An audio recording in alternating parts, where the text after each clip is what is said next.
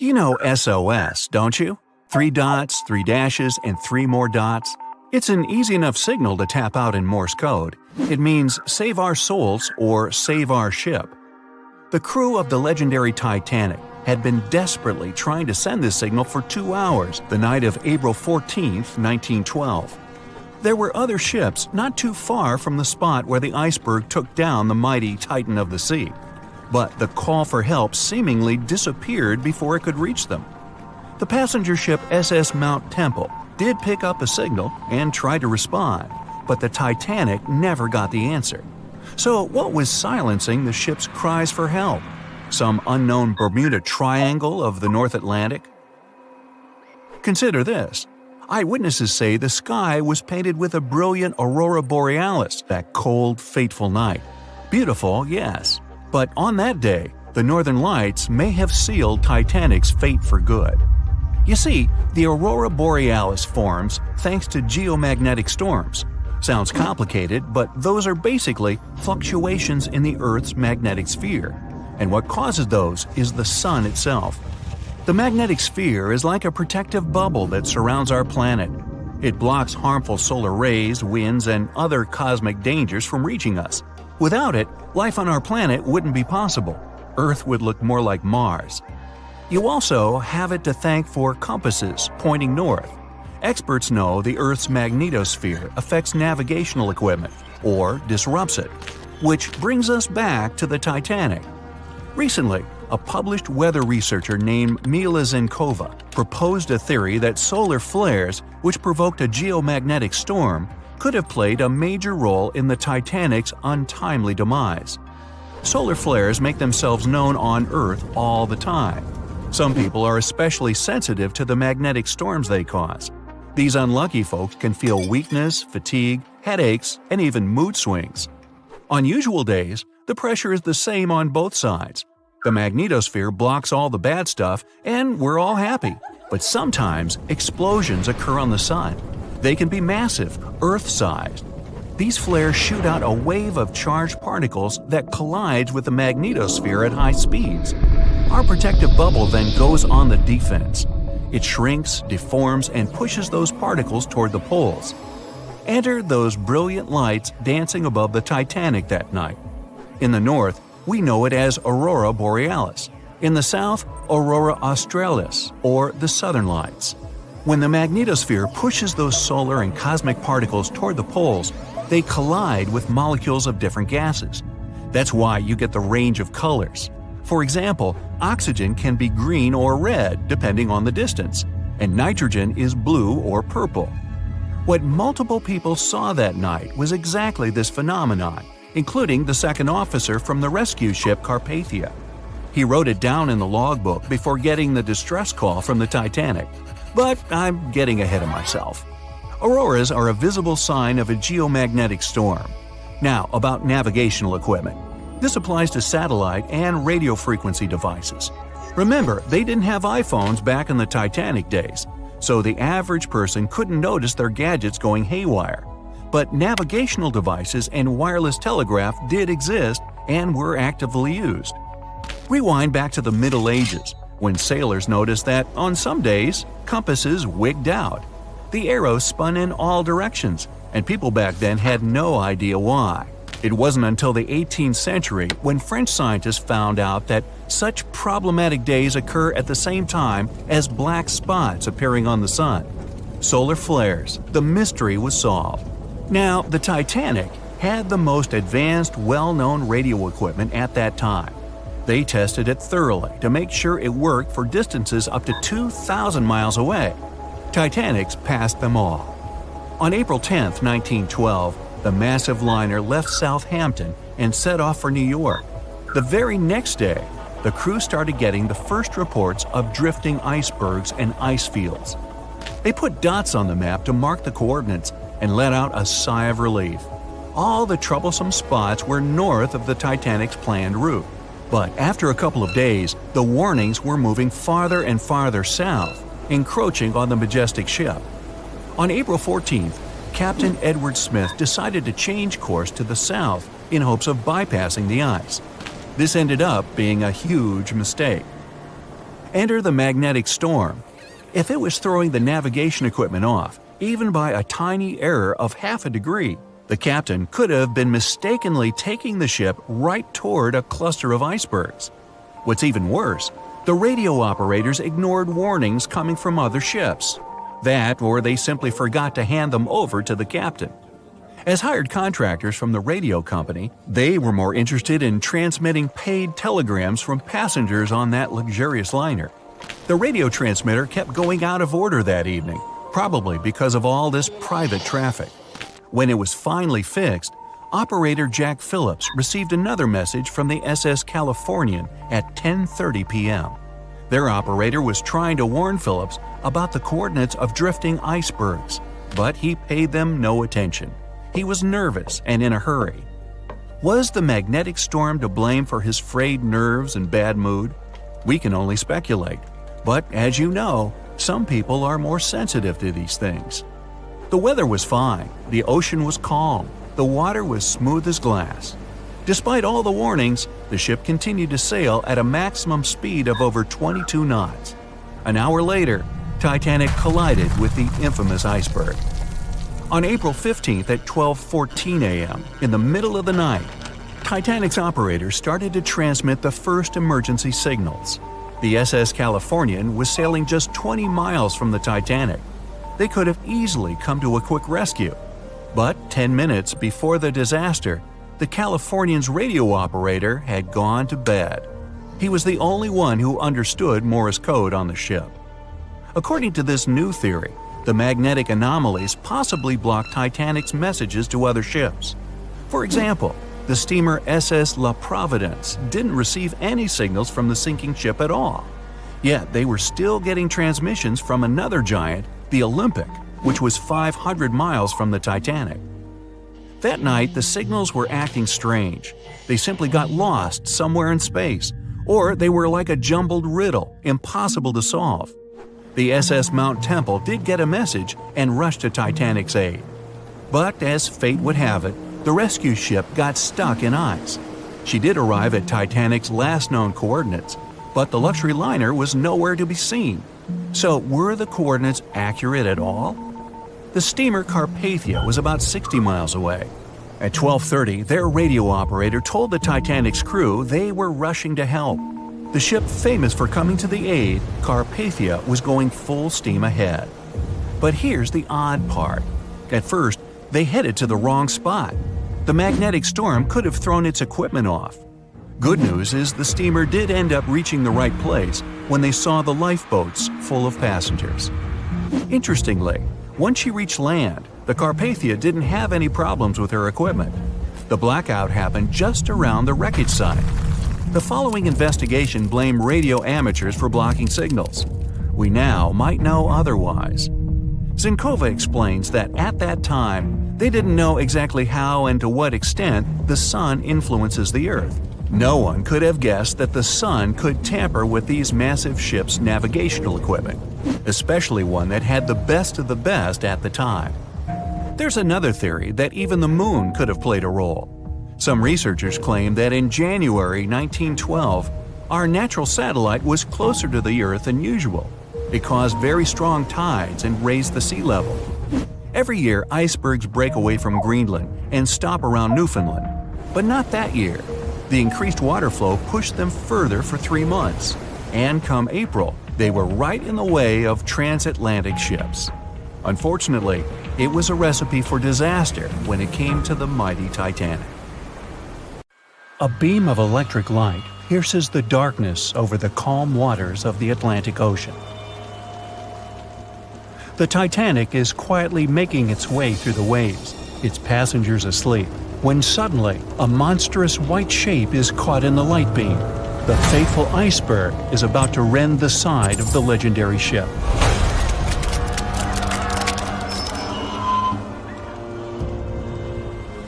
April 14, 1912, only 2 days before someone will take a photo of a giant iceberg with a pretty unusual elliptical shape.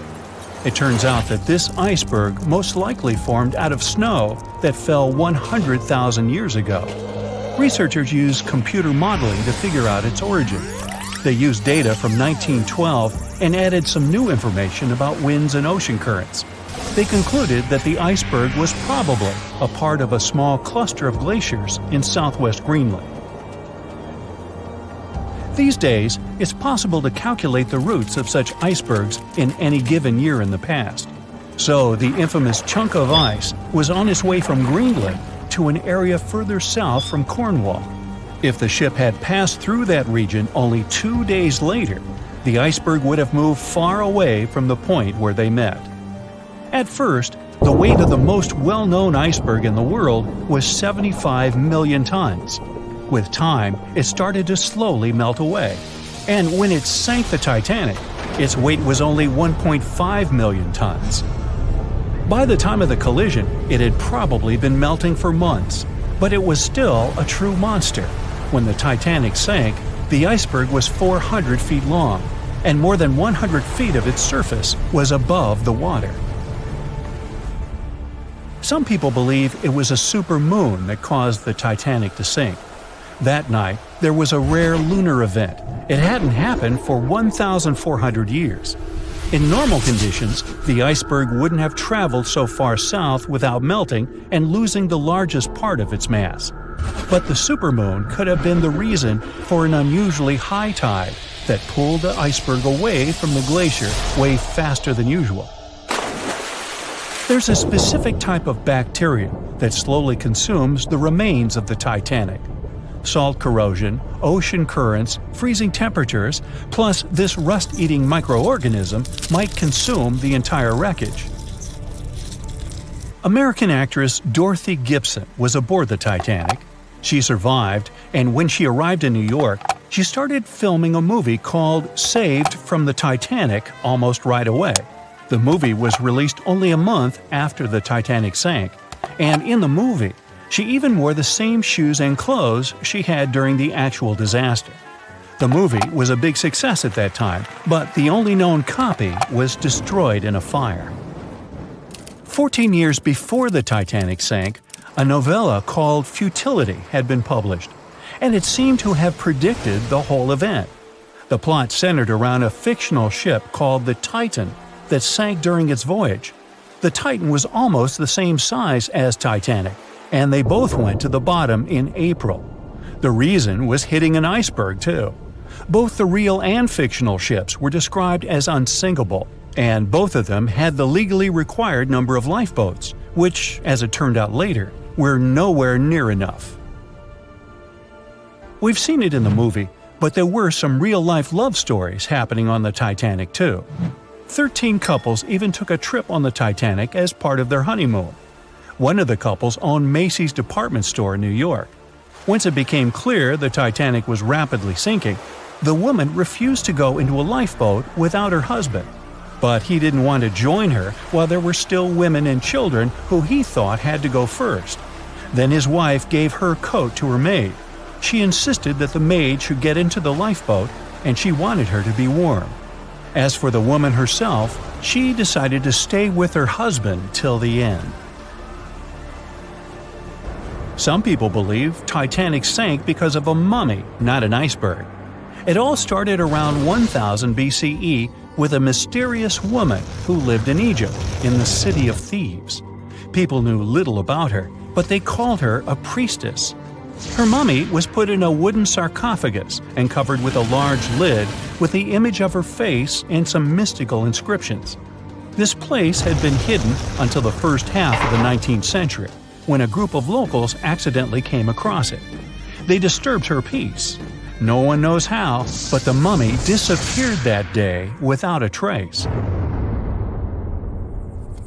A couple of decades later, a group of rich friends from England traveled to Egypt and found the empty mummy casket with the image of the priestess, whose dark eyes seemed to be looking into the void. They decided to buy it, but the buyer disappeared the same night before he even got the case. All members of the group had some accidents. The casket changed its location a couple of times until it, as some believe, ended up on the Titanic. It took more than 70 years for a robot submarine to find the ruins of this legendary ship. The wreck lies nearly 13,000 feet under the surface of the Atlantic Ocean, split into two halves. Why did the liner break apart? No one knows exactly. Some think it happened because of the water that got inside when the ship collided with the iceberg. The pressure was so powerful it separated two parts of the vessel, starting with the ship's bottom structure. Others say it was because of the hull rivets. They had a high concentration of slag or smelting residue, and that's something that can cause the metal to split apart. The ship generally had many flaws, starting with the design.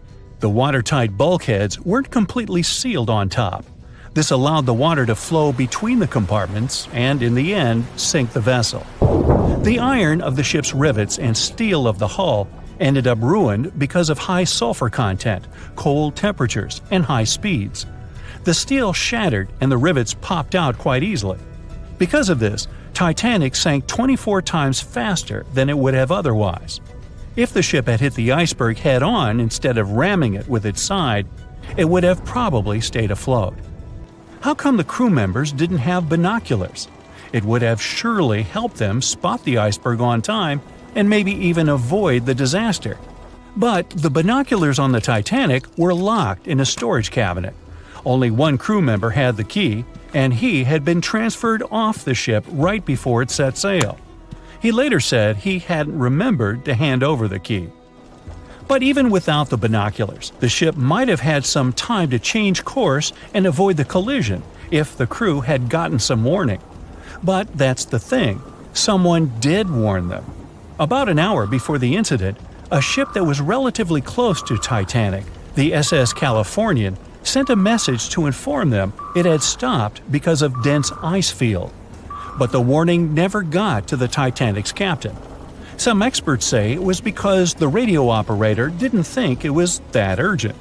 And later, the SS Californian said they didn't get a call for help from the Titanic because their radio operator was off duty. Some say the crew on the Titanic couldn't spot the iceberg on time because of an optical illusion. Atmospheric conditions that night probably caused super refraction, which could have camouflaged the berg. After all, no one actually saw the iceberg until it was too close to the ship to somehow avoid the crash. Not even a whole minute passed between the moment they saw the iceberg and the collision. It was only 37 seconds, and it took Titanic 2 hours and 40 minutes to disappear below the ocean's waves. They were on their way to the New World when a rendezvous with an iceberg crushed all of their dreams and hopes. There was panic and tears and heartbreaking goodbyes, like that of Jack and Rose. Or was there? Let's see how well you know the real story of Titanic. The love story of Jack Dawson and Rose DeWitt Bukater was inspired by true events. What do you say? Is it a myth or a fact?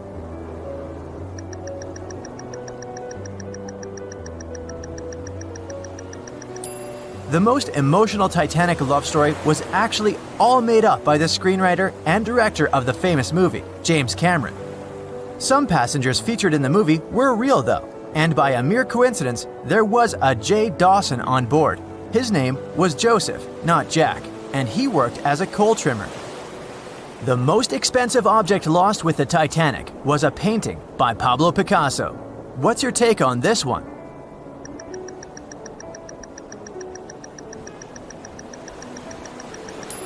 It's a myth.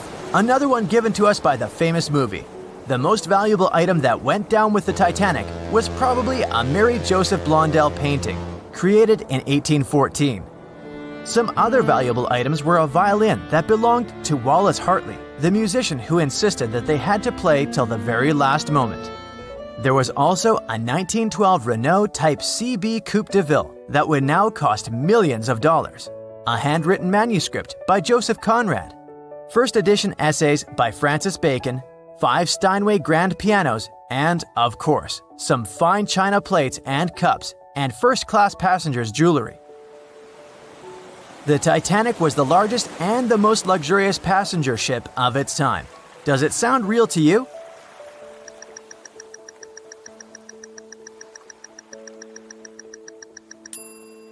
Yep, it's totally true. In April 1912, the Titanic was the largest ship ever built. It was 882 feet long and had a maximum passenger capacity of 2,435 people. That's not a lot compared to the largest cruise ship of today, the Symphony of the Seas. It's just a bit longer than the Titanic, but has more than double the passenger numbers. And yes, no other cruise liner has probably beaten the Titanic in terms of luxury to this day. It costs more than $200 million to build in today's money. The tickets were also quite expensive. Duh! First-class tickets ranged in price from $1,700 in today's money for a berth up to $50,000 for one of the 2 parlor suites. Second-class tickets were $700. Third-class passengers had to pay between $170 to $460. Most of the passengers of the unsinkable ship managed to survive. True or false?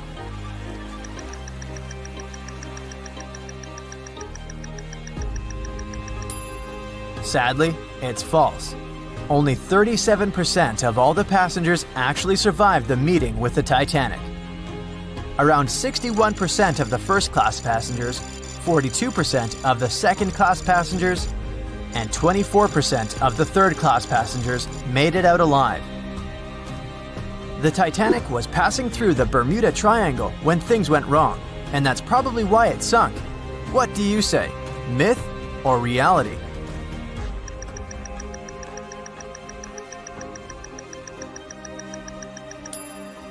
It's 100% a myth. The Titanic never even came close to the Bermuda Triangle. The liner sank about 400 miles south of Newfoundland, which is a huge distance to the north of Bermuda, the infamous area where ships and planes disappear without a trace. We might have the moon to blame for the sinking of the Titanic. True or false?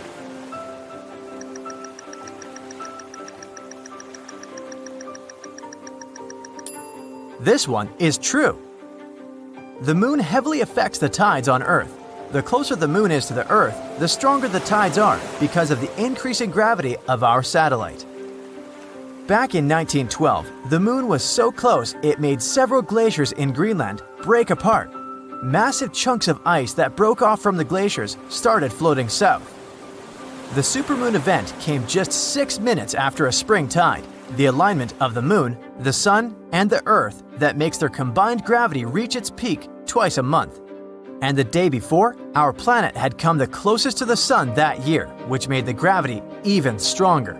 This mixture of events created perfect conditions for one of the most powerful tides in history. Icebergs breaking off from Greenland's glaciers drift off to the coastal waters of Labrador and Newfoundland, where they often run aground. To move on, they need to either melt and become lighter or catch a high tide that would carry them further. The 1912's tide was as high as it gets. So they shifted many shipping routes south because of the huge amount of icebergs. But not the Titanic, of course, as they believed it was unsinkable. It took 4 hours and 40 minutes for the Titanic to sink. What do you say?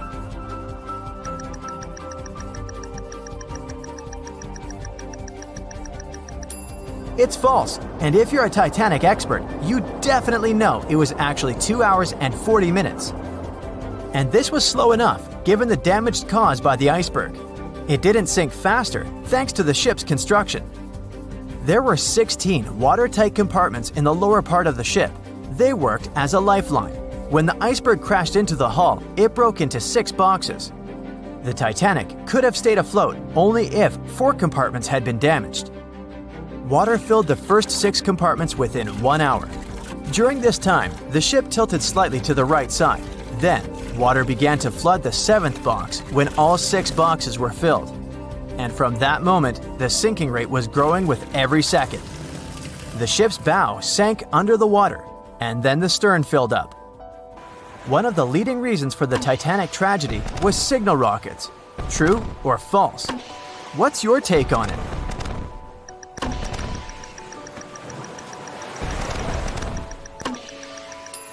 This one is true. When any ship sinks, the crew members must release red flares. It's a signal to all nearby ships that someone is in trouble. But for an unknown reason, someone put white lights in the Titanic's rocket box. When the ship crashed into an iceberg, the crew members released white flares. Another ship, SS Californian, was nearby at the time.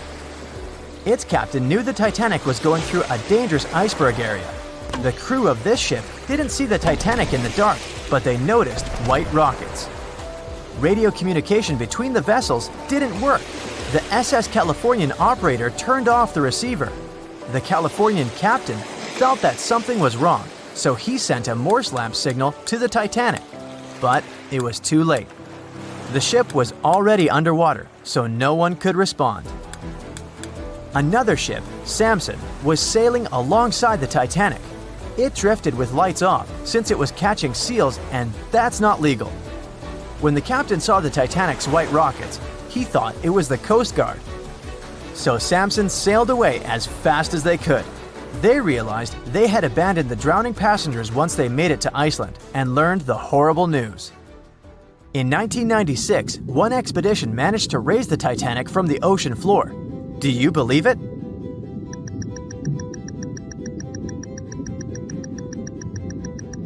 If you don't, you're right. There were different ideas on how to raise the Titanic, from doing it with compressed air to putting it in wire mesh and covering it with liquid nitrogen, or using giant magnets. The only real attempt to raise the Titanic was made in 1996, and it failed dramatically. The expedition's goal was to lift a part of its hull, weighing about 21 tons. It would still have been the largest piece to see the sunlight again, if the operation had succeeded, that is. They lowered 4 large bags filled with diesel fuel to the bottom of the ocean and attached them to the hull plate. Then, the fuel bags were released and they started lifting the pieces on their own. The plate was about 200 feet below the surface when the weather got rough. The expedition members decided to tow the part to calmer waters around 80 miles away. Long before they reached the towing destination, half of the plate broke off and sank to the bottom again. 2 of the lifting bags seemed to have broken loose, and the hull went down. The Titanic will most likely crumble to dust halfway up if someone tries lifting it again. So, how many correct answers do you have? Let me know in the comments below. On April 10, 1912, crowds gathered at Southampton Beach to wave off what was, at the time, the world's largest and most prestigious ship, the RMS Titanic. The cost of the most expensive first-class parlor ticket was $4,350. That's around $70,000 in today's money. But barely 5 days after steaming away, the ship was swallowed by the Atlantic Ocean. So let's rewind and go back to what actually happened on that fateful night. The captain wanted to set a speed record for the ship's maiden voyage and arrive early. The ship was deemed unsinkable, so he went full throttle into the dark Arctic waters. After spotting the 100-foot iceberg, the crew desperately tried to steer the vessel away and avoid the collision, but the Titanic was traveling too fast, and the iceberg tore down the side of the ship, creating a huge opening in the hull. It wasn't a continuous rip, and damage was caused in several places. In total, the damage spanned along an area of around 300 feet. But the ship's designers had prepared for the prospect of a collision and added watertight compartments down each side of the ship to act as a buffer zone. 4 of these compartments could be breached and the ship would still stay afloat. But because the iceberg tore down the side of the Titanic, it ripped holes in 6 compartments. The compartments didn't extend up the total height of all decks and weren't actually sealed at the top. This is why, when more than 4 were flooded, water reached over the top of the bulkheads and filled the remaining compartments, causing the ship to sink into the ocean. Think of it as water spilling over an ice cube tray. But what if the collision was head-on? Would it still have sunk? Ships are designed with potential crashes in mind, and most vessels have collision bulkheads in the bow. Most of all, it's like your car's bumper or crumple zone. It's a safety feature that can withstand a direct hit. The bow could have taken some of the impact, and some experts have suggested that if it hit head-on, only 2 to 4 of the watertight compartments would have been flooded. So, in theory, the Titanic might not have sunk, and it might have even been able to continue sailing to its final destination at a much slower speed. The force of impact would likely have been huge, though. But although passengers would have been injured by the force, they'd have been able to stay on the ship to wait to be rescued by other ships, rather than being forced into the icy waters of the Atlantic. Still, one of the Titanic's designers, Edward Wilding, suggested that the force of the impact might not have actually been that big. He told the British Inquiry that lots of people scarcely felt the collision, and he believed the ship would not have sunk if it did hit the iceberg head-on. The ship was also designed with remotely operated watertight doors between all compartments, so any floods could have been quickly sorted out. Because Titanic had 6 breaches from the side collision, and because it happened so quickly, sealing the doors wouldn't have made a difference, as it was essentially impossible to save it by that point. The ship immediately began to flood, with water pouring in at a rate of roughly 7 tons per second, 15 times faster than it could be pumped out.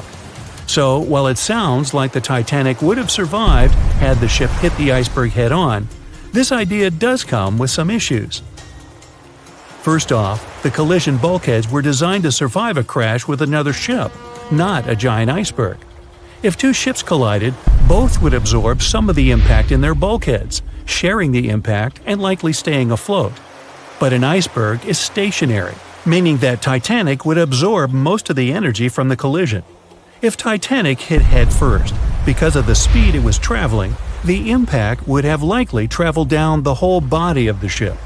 Just imagine a 46,000-ton ship traveling at around 20 knots.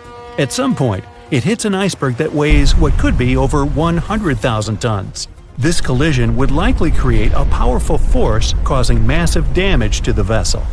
It is likely that seams would split, staircases would come tumbling down, and rivets would burst open across the ship. All that would have potentially flooded even more compartments. This could have caused Titanic to sink in a matter of minutes rather than hours. But that's just the tip of the iceberg. As we all know, the biggest part of it is hidden underwater. So if Titanic had been traveling head-on, it's likely it would have hit the part of the iceberg below the water first, which would send it veering off course. Hitting an iceberg is not like hitting a brick wall. In this case, the ice under the water would have torn open the bottom of the ship and caused damage to the sides. Icebergs also aren't flat, solid objects. If a flat collision happened, the ship might have stayed afloat, but icebergs come in many shapes and sizes, from domes to wedges. Studies have also been done on the steel used to produce Titanic, and the tests show the metal was about 10 times more brittle than the steel we use today. The ship was built before we understood the effects of low temperature on steel. The old steel used to make the vessel would not bend when faced with freezing temperatures, but break. Recovered pieces of Titanic's hull plates show that the hull just shattered on impact. Hitting head-on would also cause a very severe and abrupt stop, so even if the ship hadn't sunk, there would still have been major issues. Think about when you suddenly hit the brakes on your car, or when the bus stops while you're walking down the aisle and you get flung forward. Passengers would have been thrown across the ship, and because the crash happened at night, most people were sleeping, so wouldn't be able to effectively prepare for any sort of impact. This would result in injuries for most people on board. It would be especially bad for those at the front of the ship, where the accommodation for the off-duty firefighters, greasers, and engineers was. But while passengers and off-duty crew may have been thrown out of bed, there would be a lot more survivors than in the original scenario. Many ships have had head-on collisions and made it back to shore. Not many people know that Titanic actually had 2 sister ships. The White Star Line, the company that built Titanic, also built vessels called Britannic and Olympic. Captained by Edward J. Smith, who would later helm Titanic, the Olympic set off on its maiden voyage in June 1911. But much like for its sister ship, disaster was just around the corner. On its 5th commercial voyage, Olympic collided with a Royal Navy ship, HMS Hawke. While the Olympic received damage to its side, Hawke crashed into the other vessel head-on. The bow of the Hawke was completely crushed by the collision, but because the ship had watertight compartments, it managed to survive the impact and later returned to shore for repair. Another study case is the SS Andrea Doria, which was an Italian ocean liner that made global headlines in 1956. Like the Titanic, the Andrea Doria was heading for New York City on its 101st voyage when disaster struck. On July 25th, the vessel collided with the 524-foot Swedish passenger liner Stockholm. The Stockholm hit the ship head-on, but the point of impact for the Andrea Doria was on its side. The front of the Stockholm was completely smashed, but because the impact was on its hull, it managed to survive. The Andrea Doria, however, sadly sank due to the collision being on the side of the ship. So these cases could suggest that maybe the Titanic would have survived had it hit the iceberg head-on. But we have to remember that the Titanic hit the thing full speed, whereas both the Olympic and the Andrea Doria were traveling slower. In the Titanic movie, you won't see any fumes above the fourth funnel of the legendary ocean liner, and it's not a mistake. Back in 1911, the year before the Dream ship's departure, large ships would mostly sail with 4 chimneys. They needed those to draw heat and fumes from their massive boilers. The Titanic was a real engineering gem that only needed 3 chimneys to function. So the fourth was added for balance and more impressive looks. The White Star Line thought the public would have been disappointed to see only 3 pipes on the greatest ship of all time. The Titanic's sister ships, the Olympic and the Britannic, also had 1 fake funnel each for the same reason. The dummy chimney wasn't completely useless and served for ventilation. It took out the fumes from the machine spaces in the lower decks and from one of the first-class general rooms. 1 big ventilation funnel, instead of several small ones, helped to declutter the upper decks and left more open space for passengers to enjoy their strolls. When Titanic went down, the funnels, each weighing 60 tons, went down with the rest of the ship. They were made extra tall to make sure the passengers weren't covered in the suit being ejected. Their height and weight let them stay in the upright position. The forward funnel, followed by the others, fell only when the ship went for the final dive. Those chimneys were much lighter than the bow, so they spread among other debris. The light material they were made of flattened once it hit the bottom, and the iron-eating bacteria living deep down took care of it later. The bow of Titanic remained intact when it hit the seabed, but the stern was completely mangled. When the famous ocean liner hit that iceberg, things got really messy. It took the future movie star a whole 2 hours and 40 minutes to submerge completely. The collision let water flood 6 out of 16 watertight compartments. As the water gushed into the starboard side, the ship started to tilt down in the front and a bit to the right. By midnight, the damaged compartments were spilling water into others, and it was chaos because these compartments were only watertight horizontally. Soon enough, water started flooding through the anchor chain holes, and by 2 a.m., the bow was sinking, and the stern's propellers were lifted out of the water. The ship kept flooding until the moment the bow went underwater, and the stern shot up almost 45 degrees. The weight of those massive propellers stressed the ship's midsection. The steel just couldn't handle it and failed. Survivors described that moment as some loud noise, like breaking china or falling gear. That was the Titanic's upper structure giving in. By 12 past 2 a.m., the bow and stern were only connected by the inner bottom structure. Minutes later, the bow, weighing almost 16,000 tons, broke loose from the stern. The stern rose sharply to an almost vertical position and started sinking slowly. By 2:20, it disappeared underwater. The bow was cruising down at about 13 miles per hour and had hit the ocean floor almost a half an hour before the stern. The 2 parts of the Titanic now lie 2,000 feet apart, pointing in different directions. The bow remained mostly intact, just covered in mud. The stern turned into a tangled wreck because of the implosions it went through during the descent. The air trapped within the structure just couldn't handle the increasing pressure of the water deep down. Signal rockets played a big part in the Titanic's tragedy. When a ship goes down, you're supposed to shoot up red flares to signal trouble. But someone decided to stock Titanic with white lights instead of the usual red ones. So when the ship smacked into that iceberg, the crew fired off white flares.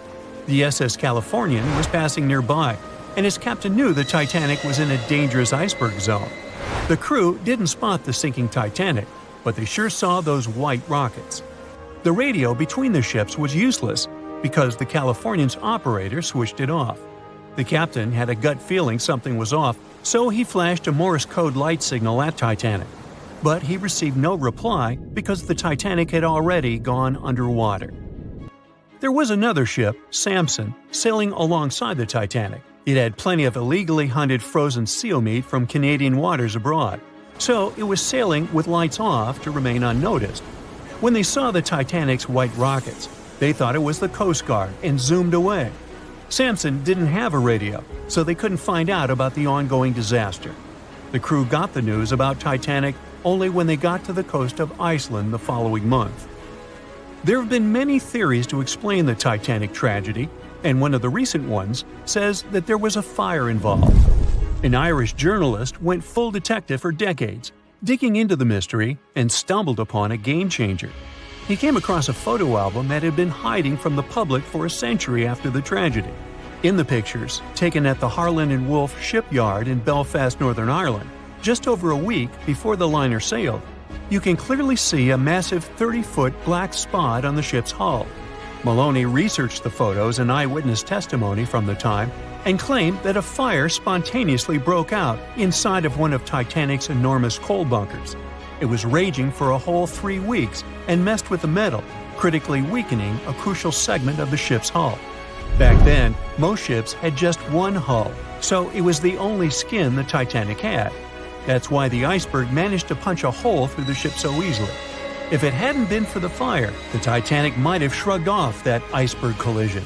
The company operating the liner knew about the fire, but they decided to conceal that fact. They didn't want any negative stories in the press as they faced some serious competition in transatlantic voyages. The Titanic was sold out, so they stocked up on coal and made it sail.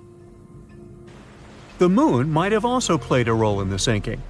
Our satellite heavily affects tides on the Earth. The closer it is to our planet, the stronger the tides are because of the increasing gravity of the moon. Back in 1912, the moon was so close it made several glaciers in Greenland break apart. Massive chunks of ice that broke off from the glaciers started floating south. The supermoon event came just 6 minutes after a spring tide. During new and full moons, the alignment of the moon, the Earth, and the sun makes their combined gravity reach its peak. And the day before, our planet had come the closest to the sun that year, which made the gravity even stronger. This mixture of events created perfect conditions for one of the most powerful tides in history. It created the perfect conditions for the icebergs breaking off from Greenland's glaciers to move freely. Opponents of this theory say that the difference in tidal force wasn't actually that big, and it couldn't have been the main cause of the sinking. The iceberg tore down the side of the ship, leaving a huge opening in the hull. It wasn't a continuous rip, and damage was caused in several places. Some experts believe the ship would have survived the iceberg if it had hit head-on.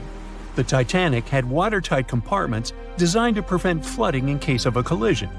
Only the first 3 or 4 of these compartments would have been flooded. This could have helped save a lot of lives.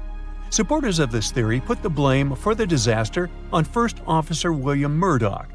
Huge, fast-moving ships don't just turn in a matter of seconds like a speeding car. It takes minutes. When Murdoch realized the collision was inevitable, he tried dodging left to avoid a direct hit. But despite his efforts, the ship still collided with the iceberg. You know the rest. Can you guess how many theories of the Titanic's sinking exist? Right, loads, including a theory of my own, which I'm going to share with you today. And then you can decide which one seems most likely to you. One Piece theory. The very first version of the events was the One Piece theory. It's very simple and basically claims that the sinking happened without any breakups. 2:15 a.m., the ship collides with an iceberg. 2:18 a.m., the lights go out. The ship reaches an angle of 45 degrees and then quickly begins its final plunge into the ocean depths. 2:20 a.m., only about 3 minutes later, the RMS Titanic disappears under the surface of the ocean for good. The liner doesn't break. It just goes down as a whole piece. Of course, this can't be true. In April 1912, the Titanic was not only the largest ship in the world, but also the largest ship ever built. It's hard to believe that such a heavy vessel could have gone down without breaking, That's just impossible. Well, I mean, you can't blame the theorists. Before we found the wreckage, there were no other theories. Wait a minute, or were there? The day after the disaster, the survivors gave their interviews. They talked about what had happened, and some of them claimed that the ship had actually broken in two when it had been flooded. For example, Jack Thayer, a 17-year-old boy, outlined the sinking as he remembered it, and L.D. Skidmon drew a sketch based on his description. The picture clearly showed the ship breaking in half. But no one believed Jack or other witnesses. There was no evidence, so their claims were received with a grain of salt. But in 1985, things changed. First, breakup theory. That's when Robert Ballard found the wreckage of the Titanic in the depths of the ocean. When people saw the wreckage, it became clear that Jack and the other survivors had been right. The Titanic did indeed break in two when it sank. So it's time for a new theory. 2:15 a.m. The keel breaks, the starboard list eases, and the hull continues to bow and crumble. 2:17 a.m. The galley sections break off. The towers immediately drop under their own weight. The lights go out. The stern is pulled into the air. The bow breaks off and starts sinking. The aft is barely hanging on to the starboard side of the stern section superstructure. The stern section slowly lists over to port as it begins sinking again. It rises up one last time and pivots in a semicircle as it sinks. It all sounds pretty convincing, right? But people began to find plot holes in this theory. For example, the Titanic couldn't have held together until it reached such a high angle. The breakup would have had to begin much earlier. This only meant there was still a vast field for research and speculations. So people started to come up with their own possible scenarios. How about we look first at the ones no one likes? V-brake and Aaron 1912 V-brake. According to the first breakup theory, the Titanic reached a high angle, and the weight of its unsupported stern caused it to crack from the top down. But it's physically impossible. So, are there any other ideas? In 2006, Roger Long, a naval architect, decided to research a so-called V theory. 2:17 a.m. The breakup begins at a shallow angle, perhaps as little as 11 degrees. The upper structure fails and starts to crack. At this moment, only its double bottom is holding the Titanic together, but it starts to bend under the strain too, failing the ship. Water is pouring through the crack. It increases the weight in between the two sections, bending the Titanic the other way and pulling it into shape somewhat resemblant to the letter V. The upper decks get mangled and bent together. The bow heads for the bottom, and the stern is the last to sink. This theory has since been disproven many times, though. Roger Long believed it because the broken edges of the upper decks in the Titanic's bow section were all mangled and crushed. However, we have learned that it happened because of the so-called hydraulic downburst, the force of the water crashing into the deck as the Titanic hit the ocean floor.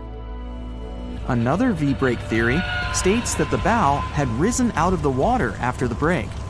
This theory was mainly peddled by one former Titanic enthusiast. But not only has this theory been proved to be physically impossible due to the bow's incredible mass, it was also inspired by incorrect information. Remember Jack Thayer? Well, it was based on his sketch and the words of a couple of passengers. But the truth is, none of them had ever seen the Titanic break down like this. Jack himself even stated in an interview that the sketch was completely out of context to what he had actually seen. It was drawn by a passenger on the Carpathia, the ship that received the Titanic's distress signal and came to its aid. It couldn't be used as evidence. Now that we know this, let's move on to the theories that most people believe in. James Cameron's banana peel theory. Who hasn't seen the legendary movie about the Titanic, right? It became the leader of the 70th Academy Awards ceremony in the number of nominations and awards, and deservedly so. But did you know that James Cameron had been interested in the Titanic for many years and studied the ship's history? His books and research are very detailed, and he even came up with his own version of the events. It's called the banana split theory, and this is actually what you could see in the movie. Here's how it goes. The Titanic reaches a 23-degree angle and fractures down to the keel. The double bottom acts as a hinge as the stern falls down. When the double bottom fails, the bow and the stern separate. The stern lists to port, standing vertically, and then begins to go underwater. This theory is the most scientifically accurate one, along with Roy Mengat's theory. Wait, who's Roy Mengat? Mengat theory. Roy Mengat was an engineer who came up with the most plausible theory for the time being. 2:17 a.m. The lights go out on the Titanic. At this moment, the ship is at an angle of 20 to 23 degrees. Suddenly, the vessel snaps in two just around the third funnel. It causes the stern to settle into the water. The keel fails first. The draft and lower hull are crushed and break apart. Water surges into the bow and stern of the ship through the huge cracks, causing the bow section to sink beneath the waves. The stern rises up to the angle of 70 to 90 degrees, and then it sinks too. This theory seems to make the most sense, but it's quite controversial. The survivors who saw the breakup stated that the stern had settled back with the bow completely missing. Mengat's theory, however, contradicts that statement, while James Cameron's scenario takes this into account. Are you thinking what I'm thinking? The truth must be somewhere in the middle. My version. Now, as promised, I'll provide you with my version of the events. Well, it's not really my theory, more like a combination of Roy Mengat's and James Cameron's ones. I believe that James Cameron was right about the breakup. 2:17 a.m. The ship is at a high angle. The lights go out. Then it snaps into two pieces. The bow starts sinking. The double bottom is still attached to the stern for a minute or so. Once the double bottom fails, the two parts separate and the bow goes down. Then, as Mengat said, the stern rises up at a high angle, and then it begins to sink vertically. It might have actually happened because the survivors stated that they had seen a clean break. This means it couldn't be hidden. And they had also seen the stern staying vertically in the air for a long enough time, probably a few minutes, before disappearing. Anyways, all of these are just speculations. Regardless of how the Titanic broke apart and sank, it was a great tragedy. It's already been 110 years since the Titanic collided with an iceberg and sank. Did you know that in 2022, the Blue Star Line Company is completing the construction of an exact replica of the Titanic? Called the Titanic II liner, the ship will be sent sailing along the same route with 2,400 people on board. Let's hope that everything goes well for them. Meet Arthur John Priest. No, he isn't famous for being a painter or for discovering some long-lost treasure. He didn't invent some cool gadget or break any world records. No, Arthur John Priest is famous simply for being unsinkable. Proving one can be both lucky and unlucky at the same time, Priest was involved in and survived several mishaps at sea, including the fateful maiden voyage of the Titanic. Priest was not a rich man interested in sailing for pleasure. He was part of the working class, employed as a stoker or fireman, stuck for hours within the hot bowels of large steam-powered vessels. His job was dirty and difficult. He was responsible for keeping the furnaces lit, feeding them coal to ensure enough steam was produced for the engines to work. He had to be careful about not overheating the system or setting fire to the whole ship. The furnaces had to be carefully watched and constantly fed. He breathed it all in a while, working and fighting with the sweat and the dirt. He would often work shirtless because of the heat and was always covered in black coal dust. And when he finally had a break, his shared living quarters were nearby in the same part of the ship. He must have been good at his job, though, because he had no trouble finding work. But wherever he went, bad luck seemed to follow.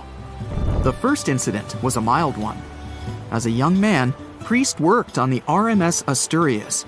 The passenger liner first set sail in 1907, traveling between Southampton in the UK to Buenos Aires in Argentina. At some point during its maiden voyage, the ship suffered a small collision. The damage was bad enough that the ship returned for repairs. Thankfully, there were no reports of any serious injuries. Priest, unfazed, simply went to work on another ship, but his bad luck lingered on the Asturias. In 1914, the Asturias became a hospital ship, helping care for sick men and women around Europe while bringing them home to England. But in March 1917, at just around midnight, the ship was struck by a foreign object.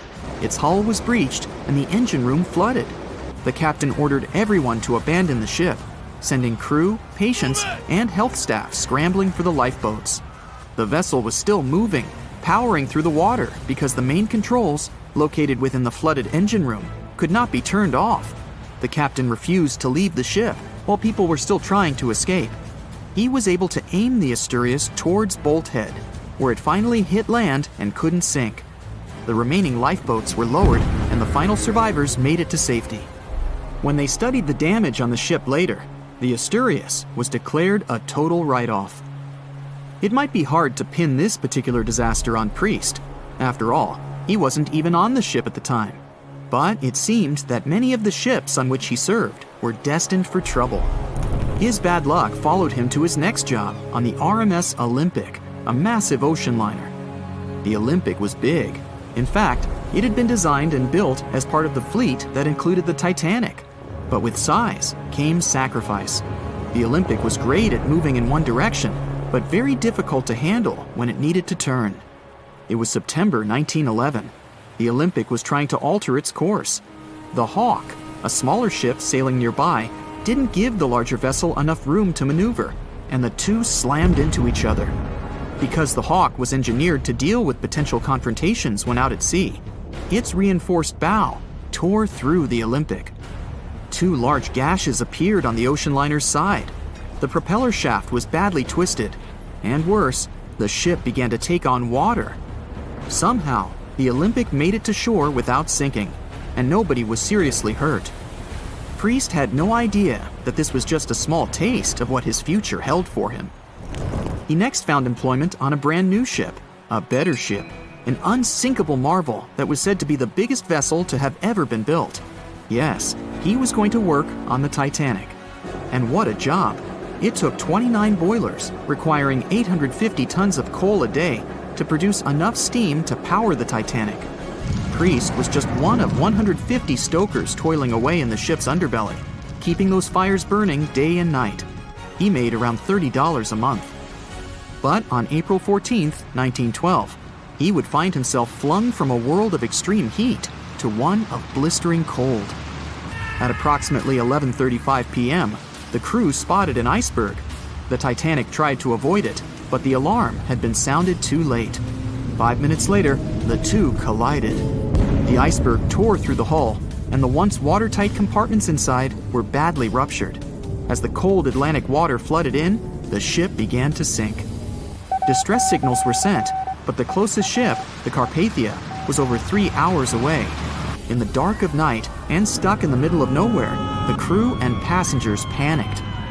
Those who could scrambled for the lifeboats. Others jumped into the icy waters.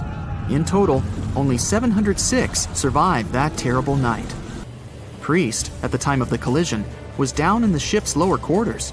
He was on break, relaxing from a hard day of work. And as the ship went down, so did his chances of survival. He and his fellow workers were in the most dangerous position on the ship. They had to make their way through a maze of corridors and gangways, some of which were flooded, in a mad dash to the deck. And then they faced the frigid water, jumping in and desperately swimming to safety. The ocean was so cold that Priest even suffered frostbite before finding his way onto a lifeboat. He was one of only 44 stokers to survive that night. After an experience like that, most of us would never set foot on a boat again. But Priest had to work. His next job also ended in disaster. He was offered employment on the HMS Alcantara. It went down in 1916, and Priest was again one of the few to make it to safety. He was badly wounded in the process. But he kept pressing his luck, and his next job as a stoker may have felt eerily familiar. He would be working on a ship built by the same people behind both the Olympic and the Titanic. And this ship, named the Britannic, was the biggest of the three. It was also believed to be a superior vessel, fitted with new safety features after the Titanic sank. For example, it had 48 open lifeboats, 46 of which were the largest ever used on a ship before. 2 of these were even motorized and equipped with special communication devices. The good news? The Britannic survived its first trip without incident. It was already doing better than the Titanic ever did.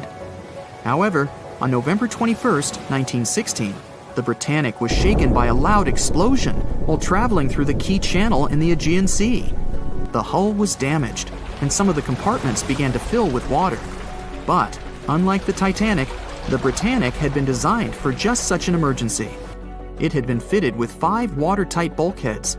Intact, these would help keep the ship safe and floating for a much longer period of time. But there was one issue. Portholes along the lower decks had foolishly been left open. As the ship tilted, the portholes let in water, which flooded the Britannic and hastened its descent into the sea. This effectively made those watertight bulkheads useless. The ship was going down fast, much faster, in fact, than the Titanic had sunk. 35 of the lifeboats were successfully launched, saving most on board. Of the 1,066 passengers and crew, 1,036 survived. Priest, his luck intact, was one of them. And yet, he still wasn't done with a life at sea. He accepted a position as a stoker on the Donegal. It was a smaller passenger ferry that had been converted for use as a hospital boat.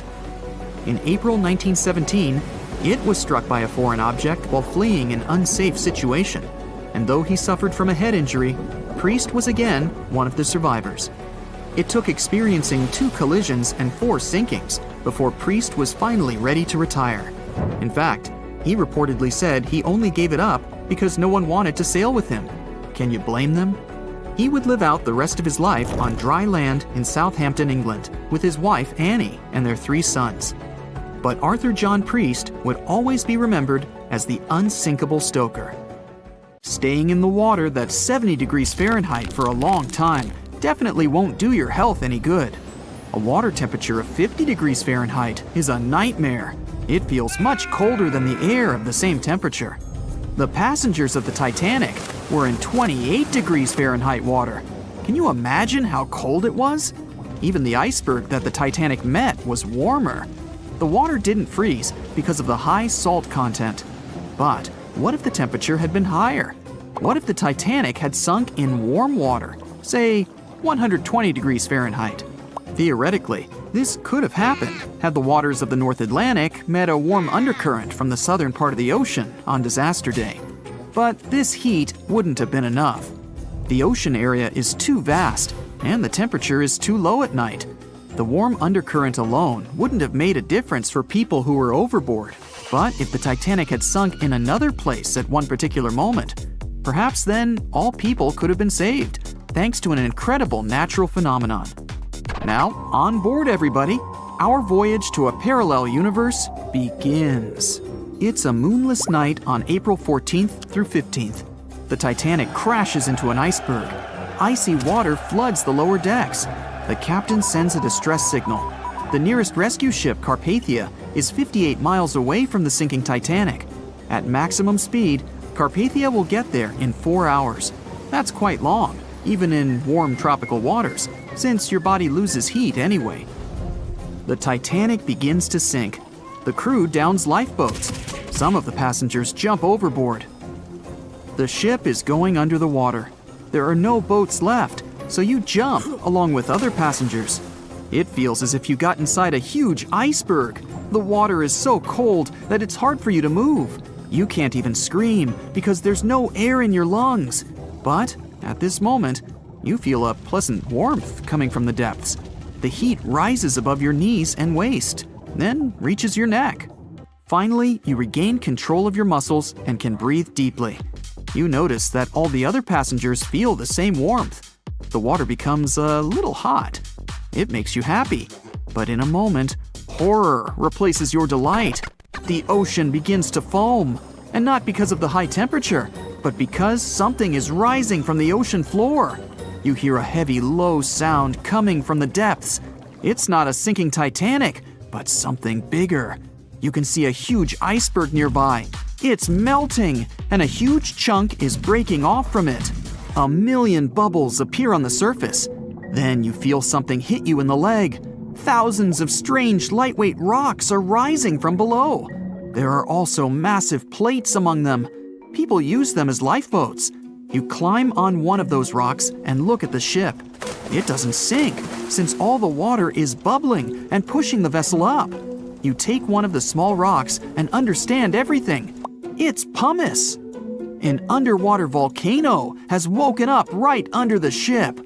Thousands of tons of volcanic rock are floating to the surface. When it erupts, its magma shakes the entire space, heats the water, and destroys the seabed. But it doesn't result in anything destructive on the surface. The enormous pressure of hundreds of millions of gallons of water suppresses the volcano's power. Molten rocks of the Earth's crust are pressed against the seabed, and pumice rises to the surface. And here's why it happens. The upper part of Earth consists of many solid parts, tectonic plates. These plates collide with each other and divide. And when one part separates from another, the magma immediately comes up. So, all volcanoes are these unstable fault sites. If the Titanic had sailed over one of these areas during an eruption, many passengers would have been saved. Back in the parallel universe, you notice the Titanic starts sinking again. The water is no longer bubbling. The volcano has gone out. In a matter of seconds, the ocean turns icy again. Fortunately, you have your pumice lifeboat. This is enough to wait for rescuers. But let's imagine a situation with no underwater volcano and an iceberg. A situation when the water was warm from the very beginning. One of the engines in the motor compartment of the ship breaks down. Several pipes burst because of increased pressure, and now there's a crack in the ship's body. Water is filling the lower decks. The ship is sinking. People evacuate on lifeboats. There's less panic since the night is warm and no one is freezing. Each passenger gets a life jacket. The ship is breaking. You understand that you have to jump. The Titanic goes underwater. Many passengers fall overboard in horror. They dive into the dark ocean and immediately come to the surface. Panic and complete chaos take over. The ship disappears in the dark, and finally, it's all silent. A few minutes pass, and you notice there's no panic at all. The water is warm. Almost all passengers have life jackets. Someone is floating on the wooden ship wreckage. After a couple of hours, the water no longer seems so comfortable. The ocean takes away your body heat. To keep warm, passengers swim closer to each other in a tight circle. Yeah, now it's quite possible to wait for another couple of hours till the rescuers come. People on lifeboats sail closer and take those who freeze on board. Passengers take turns, 20 minutes in the water, then 20 minutes in boats. It's essential not to take your clothes off. Even a wet outfit helps keep your body warm for longer. And when it seems that everyone is saved, somebody screams. A girl in a boat looks scared. She trembles with fear and points her finger into the black water. Passengers try to see what's there and notice a triangular fin. 1, 2, 3. There are so many of them! The noise of the sinking ship has attracted a group of sharks. And now, they are circling the survivors, hoping to satisfy their hunger. They're swimming slowly. It doesn't look like they're going to attack. But you should keep your eyes open, as these fish are some of the world's most aggressive and dangerous sharks, the bull sharks. They can be agile, fast, and unpredictable. They don't swim in the cold waters of the Atlantic, but the water in this parallel universe is perfect for them. The sharks are strong and sturdy. They create the illusion of slowness to relax their prey. They're called bull sharks because of their short, blunt muzzle, like that of a bull, and they like to hit a target or other sharks with their forehead. Several fish are ramming boats. Someone falls into the water. Fortunately, people help them back on board. The sharks aren't going to retreat. Chaos and panic ensue. People are screaming and splashing the water with paddles to scare away the fish, but it doesn't help. One of the sharks opens its toothy mouth and clings to a boat. At this moment, you notice more fins nearby. A pack of great white sharks arrives at the party. They are some of the most dangerous animals on the planet. They're big, fast, and strong, and their 300 triangular teeth lined in several rows are sharp as blades. Great white sharks swim around the boats and scare away the bull sharks. You fall off the boat and see a big fin approaching you. Fear awakens the survival instinct in you. You're trying your best to swim away from the shark as far as possible. Of course, it's useless, since the shark is much faster and will definitely catch you. You feel your foot touching the shark's nose. The other foot gets into the toothy mouth. You scream in horror. After a second, the shark lets you go. Great white sharks rarely attack people. If they bite, it's just to test you. After all, the shark's favorite prey is seals. It simply loses interest if it realizes you aren't a seal. But if the shark is starving, it doesn't matter to it what kind of prey you are. Lucky for you, this one is not like that. Those survivors in the boats have almost nothing to fear either. Great white sharks don't attack them. They can push boats slightly, but only to test them. The great white shark is swimming away from you. But a bull one appears, and it looks like it's hungry. The shark is swimming towards you, opens its mouth, and a loud ship horn penetrates the water. This is the RMS Carpathia that has come to the rescue. All the sharks swim away scared. All passengers are saved. Back in our universe, another ship that had been nearby could have saved the passengers much earlier. But that's another story. No one could ever have imagined that the unsinkable Titanic would collide with an iceberg, except for one man, William Thomas Stead. Well, not directly, of course. It's not like he jolted out of bed one day, envisioning the fall of the Titanic. Rather, he wrote an empowering short story called How the Mail Steamer Went Down in Mid-Atlantic by a Survivor on March 3, 1886, 26 years before Titanic sank. Okay, let's do a super quick recap. Titanic was traveling from Southampton to New York in April 1912 in the North Atlantic. The ship hit an iceberg, and less than 3 hours later, it was completely underwater. Out of 2,208 people on board, just 706 survived due to the limited number of lifeboats and icy cold water.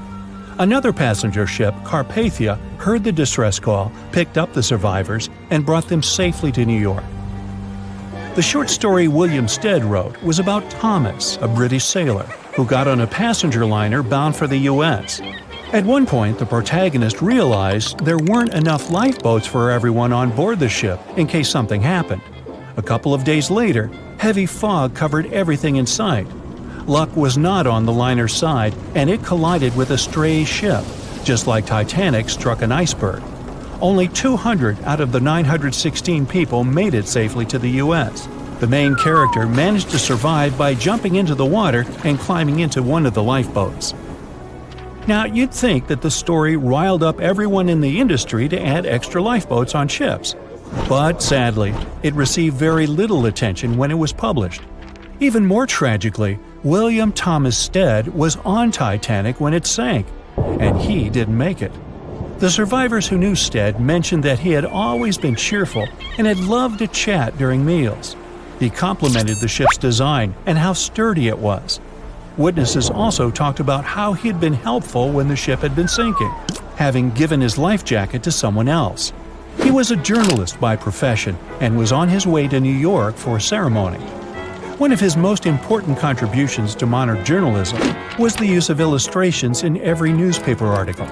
He also introduced newspaper interviews, and they're still used to this day along with illustrations. But this story wasn't the only published work that predicted the disaster. Morgan Robertson was an author and former ship captain who wrote short stories and novels. His most notable novella is The Wreck of the Titan. It's also known as Futility. The book was written in 1898, 14 years before Titanic. It was a fictional story about the Titan, an ocean liner similar to Titanic, which was crossing the North Atlantic. It's also a coincidence that Titan was just as fast as Titanic and shared many other similarities, like size and design. The book described it as unsinkable and the largest ship to hit the ocean at the time. That's what they said about Titanic, too. Another eerie similarity was the limited number of lifeboats it had. The story took place in April, and that's when Titanic set off on its journey and hit the iceberg. The Titan story also mentioned that barely anyone had survived that horrible accident. Unlike Stead's story, the protagonist of Robertson took a different path. The Titan sinking happened somewhere halfway through the book, so after the accident, the main character went on with his life. The book was brought back into the spotlight after the Titanic disaster. How could someone describe the events that took place almost a decade later so accurately? Many started to believe Robertson could see the future. But the reality was that Robertson knew his way around a ship. It was easy for him to write down the nitty-gritty of things without doing more research. Realistically, one of the biggest threats for ships at that time was hitting an iceberg or colliding with other ships. The next story sounds somewhat mysterious. Once, Alex Mackenzie heard a voice that warned him not to board Titanic. But when he turned around, there was nobody there. As he continued walking, the voice spoke to him again. But this time, it was louder and more distinct. He took the warning seriously and decided to cancel the trip and go back to Glasgow, Scotland, his hometown. His grandparents weren't too happy to find him back home instead of on Titanic. After all, the ticket was very expensive. That disappointment very soon disappeared when they heard that the ship had struck an iceberg. John Coffey was a member of the crew of Titanic, but he decided to ditch the ride when the ship stopped at his hometown in Queenstown, Ireland. His inner voice told him to get off the liner, and he did. He was only 23 at the time, and for someone his age, it could be a major career boost and an opportunity to grow. Despite the horrible tragedy, the guy signed to work with the RMS Mauritania just months after the Titanic sinking. Talk about commitment. Some added info was revealed about what may have contributed to the fall of Titanic. The constructors insisted that the ship was unsinkable, but many people later theorized that the vessel's steel plates had been too frail for the freezing Atlantic water. It may have caused the rivets to pop, allowing ocean water to seep inside. Another theory is that there may have been a fire in the hull of the Titanic that had been raging for 3 weeks before the voyage. The fire softened the steel, allowing the iceberg to cut through it like a hot knife through butter. Some pictures before the ship set off on its journey show black marks on the hull, which could have been caused by fire. Either way, the iceberg would have caused significant damage in any case, no matter if there was a fire or not. Some people also blame those who designed the Titanic. The ship was built with large joints at the bottom, which probably snapped easily during the collision. Of course, these are all theories, but we know for a fact that the iceberg was the main character of this drama, and that the works of Stead and Robertson should have been taken seriously. Either way, this should be a lesson for the future, helping to prevent similar tragic accidents. By the way, ocean liners and passenger ships wouldn't exist if it hadn't been for Thomas Newcomen. In 1712, he invented a steam engine that was so strong it could produce enough energy to power a ship. And a century later, in 1819, the first steamship traveled across the Atlantic Ocean to Liverpool, UK. It only took the vessel 29 days to cross the ocean. The passenger ship industry boomed in the early 1900s when it became easier for people to move to America or go on holidays. As decades rolled by, the use of aircraft stole the spotlight from passenger ships since planes were faster and more efficient. Nowadays, it's quite rare for a passenger ship to collide with anything in open water. Modern technologies can detect anything that can pose a threat and even predict stormy weather. Cruise ships these days are giants compared to the vessels of Titanic's era. Modern ships can carry almost twice the number of passengers and have amenities folks back then could only dream of. Most cruise ships these days have several restaurants to choose from, multiple swimming pools, and game rooms to catch a break. If you're in the mood for some fun, you can watch live performances. Don't forget about the helicopter pad, because why not? Don't worry if you start feeling unwell. The in-house doctors are always there to help any passenger in need. And these ships are only going to get bigger. Putting Titanic and a modern cruise ship side by side is like comparing a Corgi to a Doberman. Back then, Titanic was the biggest and most cutting-edge vessel anyone could dream of. So, who knows what the future of cruise ships can hold? We might even have entire cities floating around. That would be a really big boat. It was the biggest ship ever built in its time, and it was supposed to be unsinkable. But within days of steaming out on its first voyage in 1912, the Titanic was gone beneath the relentless waves of the North Atlantic Ocean. And of its more than 2,200 passengers and crew, only 706 survived that dreadful night. Would a smaller ship have fared any better in the same situation? Did the size of the iceberg truly matter in the end? Was it a mistake for the ship to change course at the last minute as it tried to avoid impact?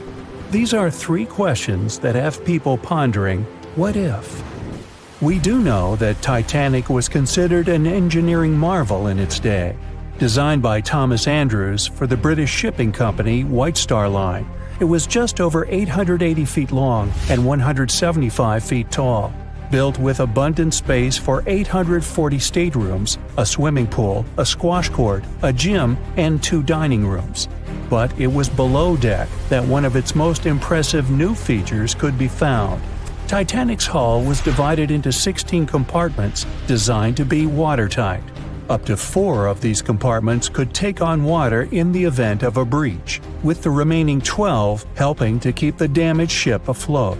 It was thanks to these compartments that the ship was regarded as unsinkable. Rumor has it that Philip Frank, White Star Line's vice president, even declared, "There is no danger that Titanic will sink. The boat is unsinkable, and nothing but inconvenience will be suffered by the passengers." On April 14, 1912, that proved to be mistaken when Titanic struck an iceberg. As ice ripped along the ship's hull, several of those watertight compartments ruptured. It took only 2.5 hours for Titanic to sink. Did the size of the iceberg that hit Titanic seal its fate? Would a bigger or smaller iceberg have made any difference? Icebergs come in a wide variety of shapes and sizes. They are pieces of ice that have broken away from glaciers or ice shelves in the Arctic and Antarctic, and are now wandering across the ocean until they eventually melt. One of the tallest icebergs ever found would have easily dwarfed Titanic. Discovered in 1957, it was 550 feet high. That's close to the height of the Washington Monument. Imagine ramming into something that big. Smaller icebergs, though, can turn out just as dangerous. Some are the size of houses and called bergy bits. Others, closer to the size of a car, are called growlers. These can be much harder for ships and boats to locate, making them more difficult to avoid. And though smaller, they can produce a lot of damage when hit. It's also critical to recall that icebergs are always bigger than they seem, with the majority of their mass lurking below the ocean surface. In fact, over 80% of an iceberg's volume is underwater. Most of its sharp, jagged edges cannot be seen. Roam too close, and you risk damaging your ship's hull. Because Titanic had little notice of its impending doom, a smaller iceberg, struck at the same angle, could still have been enough to bring that mighty ship down. Now, it's possible that had the iceberg been larger, it would have been spotted sooner. Titanic might have had time to alter course and avoid the impact. But missing that one iceberg would not have guaranteed Titanic's safety. It was traveling in a dangerous stretch of the Atlantic called Iceberg Alley. It's located 250 miles east and southeast of Newfoundland, Canada. Behind one iceberg, there could be another, and another after that. And so the crew on board had to remain very attentive to avoid several potential collisions, not just one. A smaller ship might have been better suited for the trip. Titanic's size was certainly a challenge when it came to steering. In fact, it had just left her dock in Southampton when it nearly collided with another smaller ocean liner, the SS New York, missing it by just 2 feet.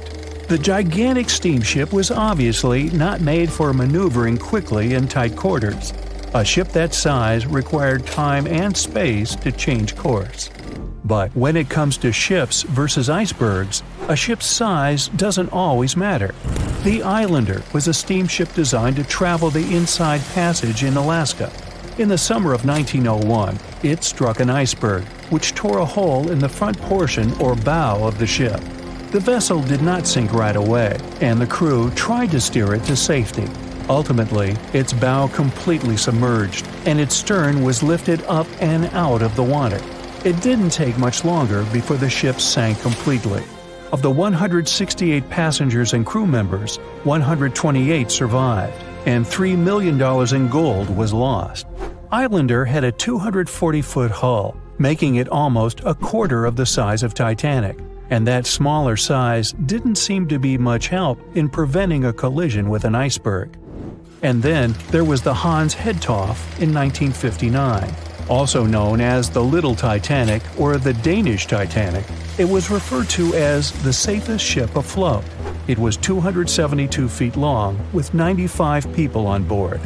Much like the real Titanic, the Hans Hedtoft was specifically engineered to handle most of what the sea could throw its way. Along with its double steel bottom, it also had an armored bow and 7 watertight compartments. How could such a ship sink? But it could, and it did.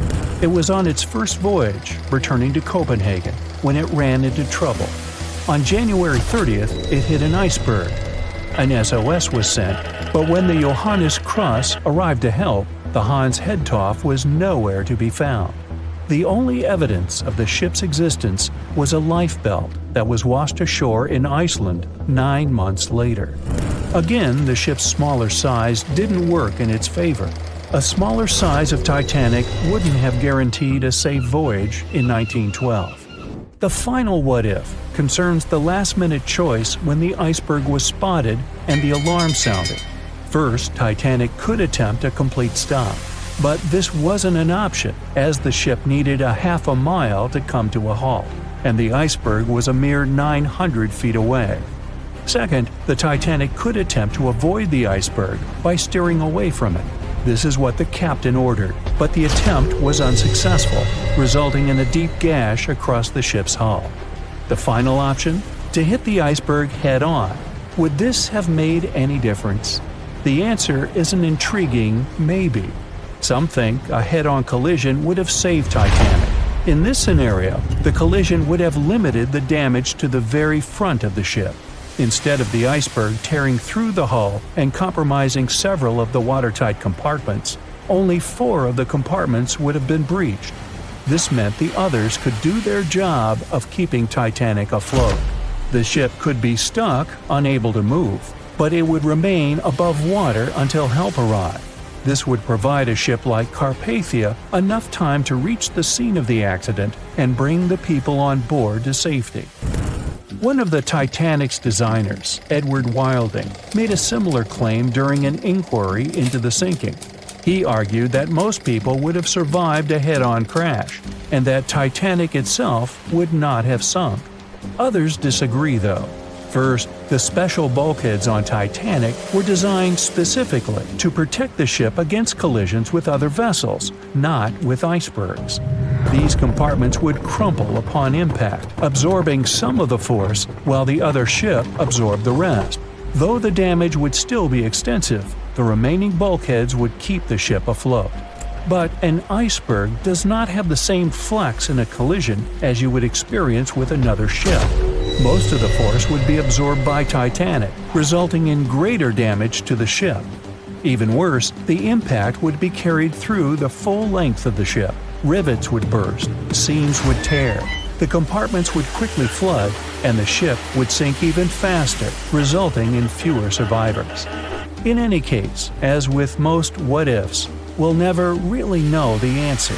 As tragic as Titanic's first and last voyage was, it did result in changes that helped make venturing out to sea much safer.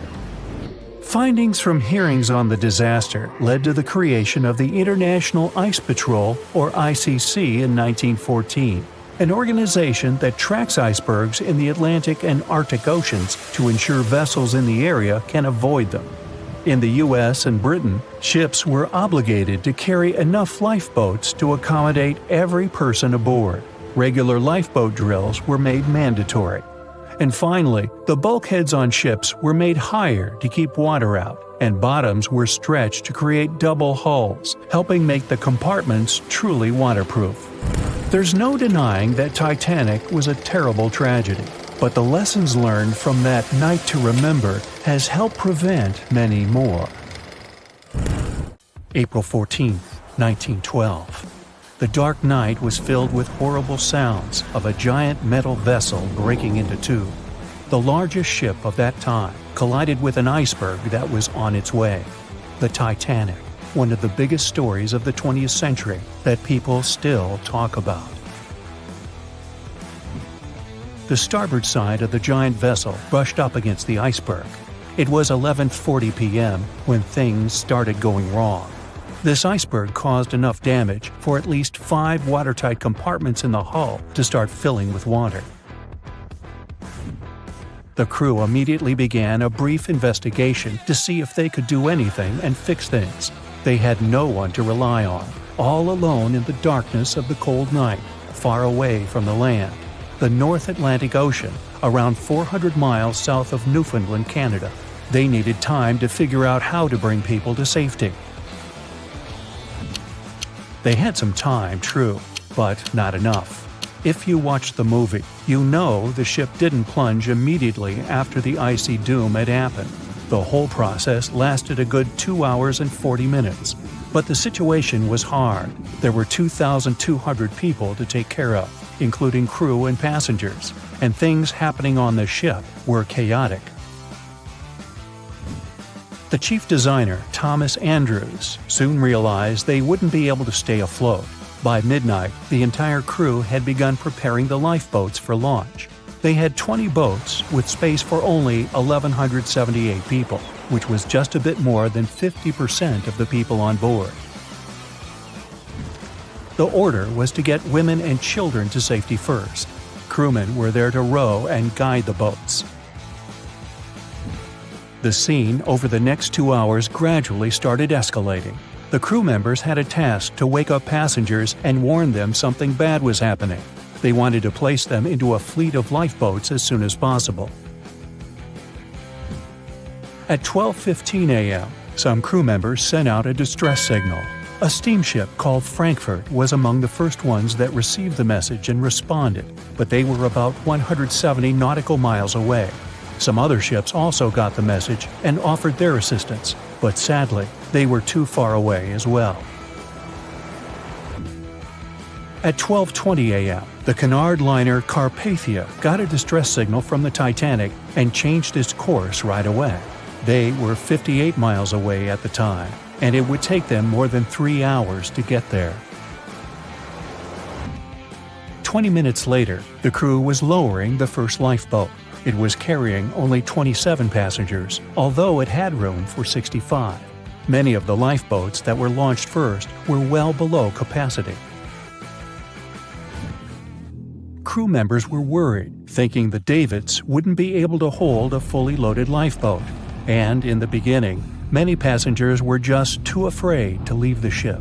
They still thought Titanic was unsinkable and couldn't imagine the scenario that was going to happen 1 to 2 hours later. The crew was firing the first of 8 distress rockets. Unsuccessful. No one was close enough to help. By 1:20 a.m., they lowered 10 lifeboats. Number 8 had only 28 people in it. One of the passengers on the number 10 was 9-week-old Melvina Dean. She would later become the last survivor who lived until 2009 and turned 97. It was 2 a.m. already. 3 of the collapsible boats were the only lifeboats that remained on the ship. The bow of the vessel had sunk low and had tipped far under the surface. People around it could now clearly see stern propellers above the water. Crew members were lowering collapsible lifeboat D from the roof of the officers' quarters with over 20 passengers in it. As the ship's bow went under, the water was washing collapsible A from the deck.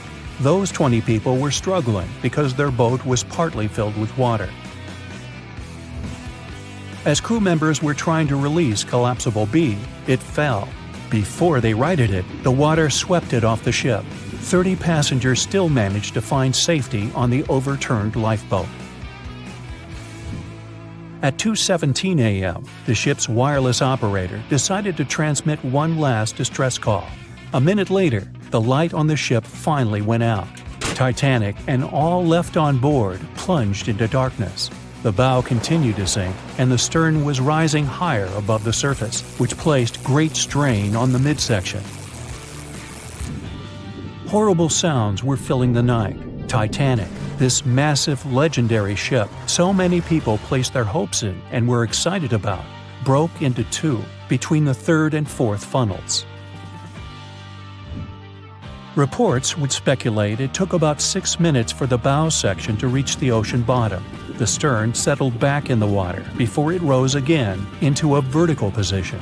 It remained in this situation until it finally disappeared into the ocean. At 2:20 a.m., the stern apparently retained air inside and water pressure crushed it as it went down. The stern landed about 2,000 feet away from the bow. People consider the Titanic the fastest ship in the world.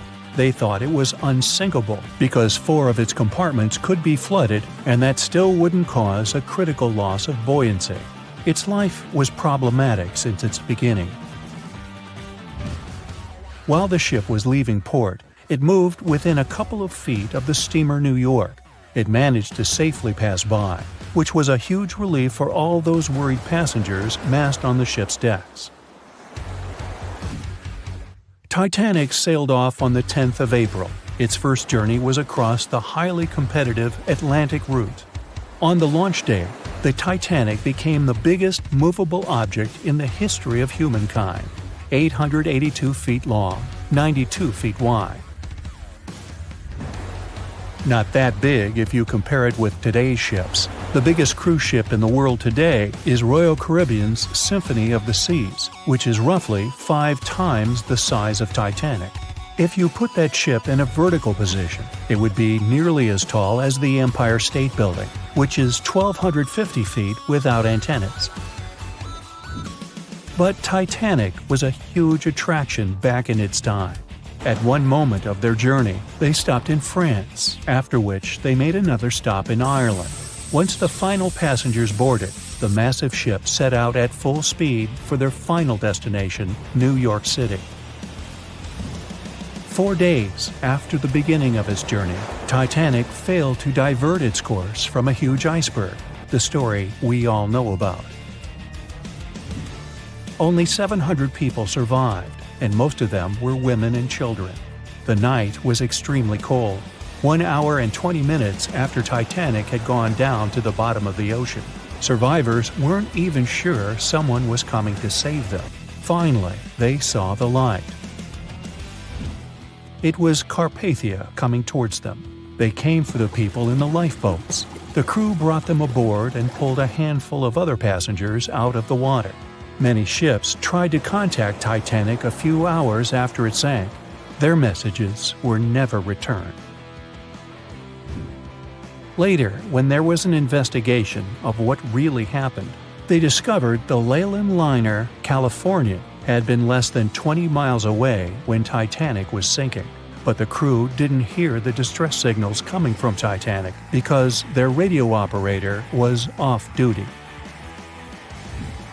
Countries from both sides of the Atlantic were shocked and horrified when they heard details of what happened to Titanic. They decided to make changes to ship operations, rules that would help avoid such events in the future. They held the first International Convention for Safety of Life at Sea, where they adopted rules for every ship to have lifeboat space for each passenger on board. Also, lifeboat drills became mandatory. They also decided to establish an international ice patrol. Its main role was to monitor icebergs in the North Atlantic shipping lanes. Ships also needed to maintain a 24-hour radio watch. Titanic wasn't built alone. Because of the size of this magnificent ship and all the new equipment it required, it would have been too expensive as a one-off. So the team built the Titanic alongside two sister ships, and both of them had eventful lifetimes.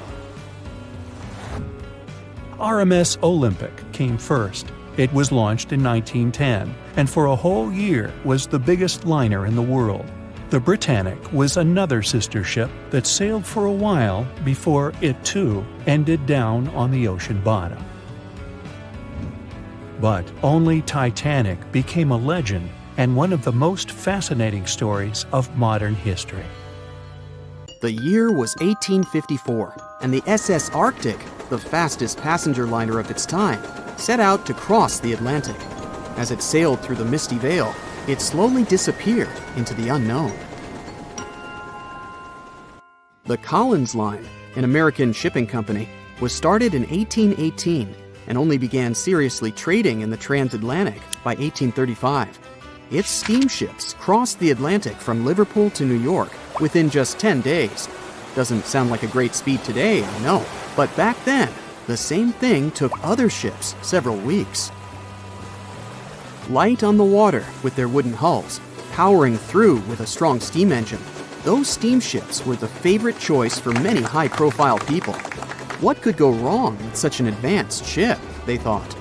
This reminds me of some other ship everyone believed to be unsinkable. But anyway, back to the Collins Line. It grew to be a serious contender on transatlantic routes, with only one other competitor, the Cunard's Line. It was a British company also aiming to be the main force through the Arctic Passage. In 1835, the company received a new ship that traveled to Liverpool and came back to New York with the largest cargo ever at that time. From then, the Collins Line was steadily growing. It seemed like there would only be future successes for it. Unfortunately, their lavish ships became costly to run with the amount of coal used. Massive power along with weak wooden hulls meant they needed many repairs after each voyage. So, every trip ended up being expensive. But since the ships were safe and had a great reputation, people were willing to pay the price, and the company was definitely not in crisis. They had achieved something no one had managed to do before them. Like I told you, their ships crossed the Atlantic in a whopping 10 days, and Edward Collins, the owner, was very determined to maintain the pace. Their 5 ships easily outran the Cunard's Line of only 3. With this great praise, it provided more attention. Though the Cunard's ships were slower with their iron hulls, they believed there was still profit, regardless of how slowly they sailed. Among Collins' ships, the Arctic, the third of them to be launched, was the largest, reaching 284 feet long, with 2 side-lever steam engines, each with 1,000 horsepower.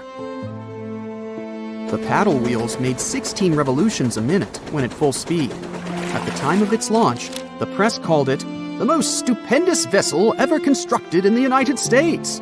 But glamour and fame couldn't avoid what would come next.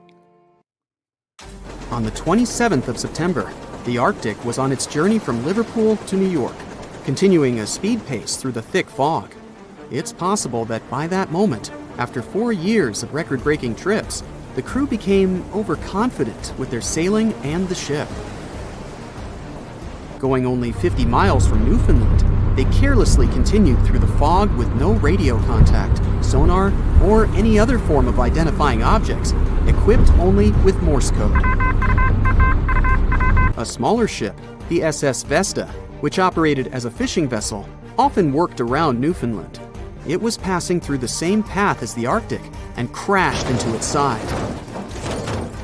Shocked by the collision, the captain of the Arctic offered help to the much smaller Vesta, but it was soon clear that the damage that seemed minor on the Arctic was far worse. Beneath the waterline, a hole was letting water into the hull. The cost of the much faster wooden hull now seemed less valuable. They steered toward land, trying to plug the holes, but they weren't doing so well, and the seawater continued to pour in, filling up higher and pushing the ship down. And finally, once the engine room was full, it put out the boilers, taking away the massive power the Arctic was once legendary for. They moved slowly until coming to a complete stop. The ship continued to sink, and the order was to abandon it. At the time, maritime law allowed for the Arctic to carry only 6 lifeboats, only capable of saving 180 people. The crew and some of the passengers managed to push their way aboard and took most of the seats on those boats. Things were pretty wild, and everyone forgot about their manners, not letting the ladies and the youngest ones board first. It took 4 hours for the Arctic to sink. 150 crew and 250 passengers were on board. Those that weren't able to find a lifeboat made a desperate attempt to build their own rafts from parts of the ship. 2 days later, only 3 boats made it safely to the shore. The other 3 were never found. Believe it or not, the rescue party also saved some people that had been clinging to the wreckage for 2 days.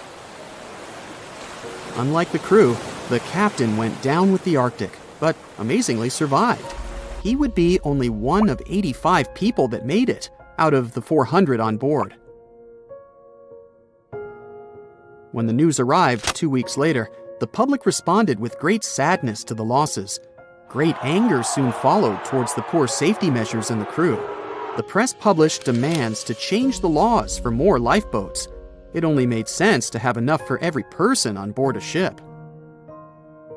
But they ignored those requests. This neglect would lead to more disasters in the future. Enough lifeboats would only come into maritime law some 60 years later, after the disaster of the Titanic. Edward Collins' wife and 2 children were also aboard the ship and didn't return. He was heartbroken, but didn't stop running his business. The Collins line still had a reputation to uphold, the biggest, fastest, and most luxurious on the Atlantic. Edward Collins would now build an even better ship than any other. It was named the Adriatic, and it was the largest ship in the world, 354 feet long. With 2 alternating steam engines that had never been built of this size. These steam engines at the time were at the height of engineering, though today you can only see them in models and toys. With the new addition of 2 masts, the Adriatic would also be able to sail if needed. Luckily, they made some lessons from the disaster of the Arctic. But before their new ship, the Adriatic, was built, another disaster had occurred. The sister ship of the Arctic had also sunk. They believed this second ship was desperate to stay in front of the Cunard's line and hit an iceberg somewhere during the race. This weird contest took the lives of 141 people. The desperation of Collins and his weakly built hulls pushed the company towards bankruptcy in 1858. The newly built Adriatic, costing over $1 million, had only made 1 voyage in the end. And even that voyage was considered a disaster. The ship collided with a tugboat. It still managed to finish its maiden voyage at a suitable time. After the company had gone bankrupt, they had to sell the ship for only $50,000. They removed the great giant engines, replacing them with only sails. Although it was once the greatest ship on the high seas, it was only 30 years later until it was abandoned, labeled irreparable, and anchored in a river. The other remaining ships were also sold and only used for parts. Edward Collins left the industry altogether, seeking work on dry land instead. As the Collins line was no longer in the mix, the Cunards would grow in strength. Without competition, they would win the Blue Ribbon for the next 30 years, and 180 years later, after producing hundreds of ships. They still have a constant presence on the seas as they provide transatlantic crossings, world voyages, and leisure cruises. To this day, the Cunard line is the only one to run ships between Europe and America, and it's great proof that it's not always the fastest that's the best. Thick fog is rising over the ocean as the sun is slowly sinking towards the horizon. It's hard to see further away than a few dozen feet, but that's enough to notice a hulking, skeletal shape in the distance. As your ship approaches the figure, your heart beats faster, and then you make out the details of another vessel, abandoned by the looks of it. ghost ships do exist, and their mysteries aren't always solved. Take MV Hoita, for example. It was a wooden vessel built in 1931 as a luxury yacht. It had served well to various people over 20 years before it was bought by a Samoan sailor and became a merchant ship. In 1955, though, Hoita's service came to an abrupt and mysterious end. On October 3rd, it set sail for another trading voyage that should have taken no more than 48 hours.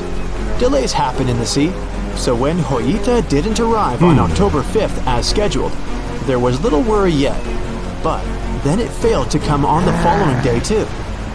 There was no distress signal or any other sign of Hoita's presence anywhere between its departure and arrival points. A search and rescue party was dispatched to find the ship, and for 6 days, they were scouting the area of nearly 100,000 square miles. On October 12th, the mission returned to the base empty-handed. Hoita vanished without a trace. It was only a month later that another merchant ship, Tuvalu, noticed the missing vessel far away from its route, drifting in the open sea and listing heavily. The sailors boarded the ship and found that all of its crew and passengers, 25 people total, were missing, along with all the cargo the vessel had been carrying. The radio was tuned to the International Distress Channel, meaning that the crew had been trying to ask for help, but they couldn't reach anyone because the radio cable had been damaged, limiting the range to 2 miles. The lifeboats were missing as well, indicating that people on board must have left the ship. Unfortunately, they seem to have taken the logbook with them, leaving the rescue team clueless as to what had happened. Even today, the mystery of MV Hoita hasn't been solved yet. No one knows where the crew and passengers had gone and what had caused them to leave. SV Carol A. Deering wasn't a ghost ship in the usual sense of the word. There are no sightings of it in the open sea. Instead, it was found on the shore, but the circumstances of it running aground are a puzzle shrouded in mystery. Carol A. Deering was built in 1919 in Maine, and it was a large vessel made for commercial voyages. Unfortunately, despite its large cost of construction, it had only served for a year before its last trip. July 19, 1920. The ship was traveling from Puerto Rico to Rio de Janeiro via Newport News to deliver a cargo of coal. It was almost halfway to the final destination when the captain fell seriously ill, and the crew turned back to drop him and his son off and replace the captain. The voyage went without incident, but when it came to Barbados in December to resupply, there were strange moods among the crew. The first mate didn't seem to be happy with the new captain. No one paid much attention to it back then, when they probably should have. The last sighting of Carol A. Deering at sea was on January 28, 1921, when a lightship noticed it off the coast of North Carolina. There was some commotion on the quarterdeck of the ship, where the crew were normally not allowed. Then, another vessel sighted it, but there was already no one on the decks. On January 31st, the merchant ship was found hard aground in the Diamond Shoals, a site notorious for numerous shipwrecks that had been occupying there for centuries. When the search and rescue party boarded the ship, they found it abandoned, the log and personal belongings of the crew gone, along with the 2 lifeboats. There is still no answer to what happened on board of Carol A. Deering that January, although the most popular version was mutiny. Maybe we'll never find out the truth though.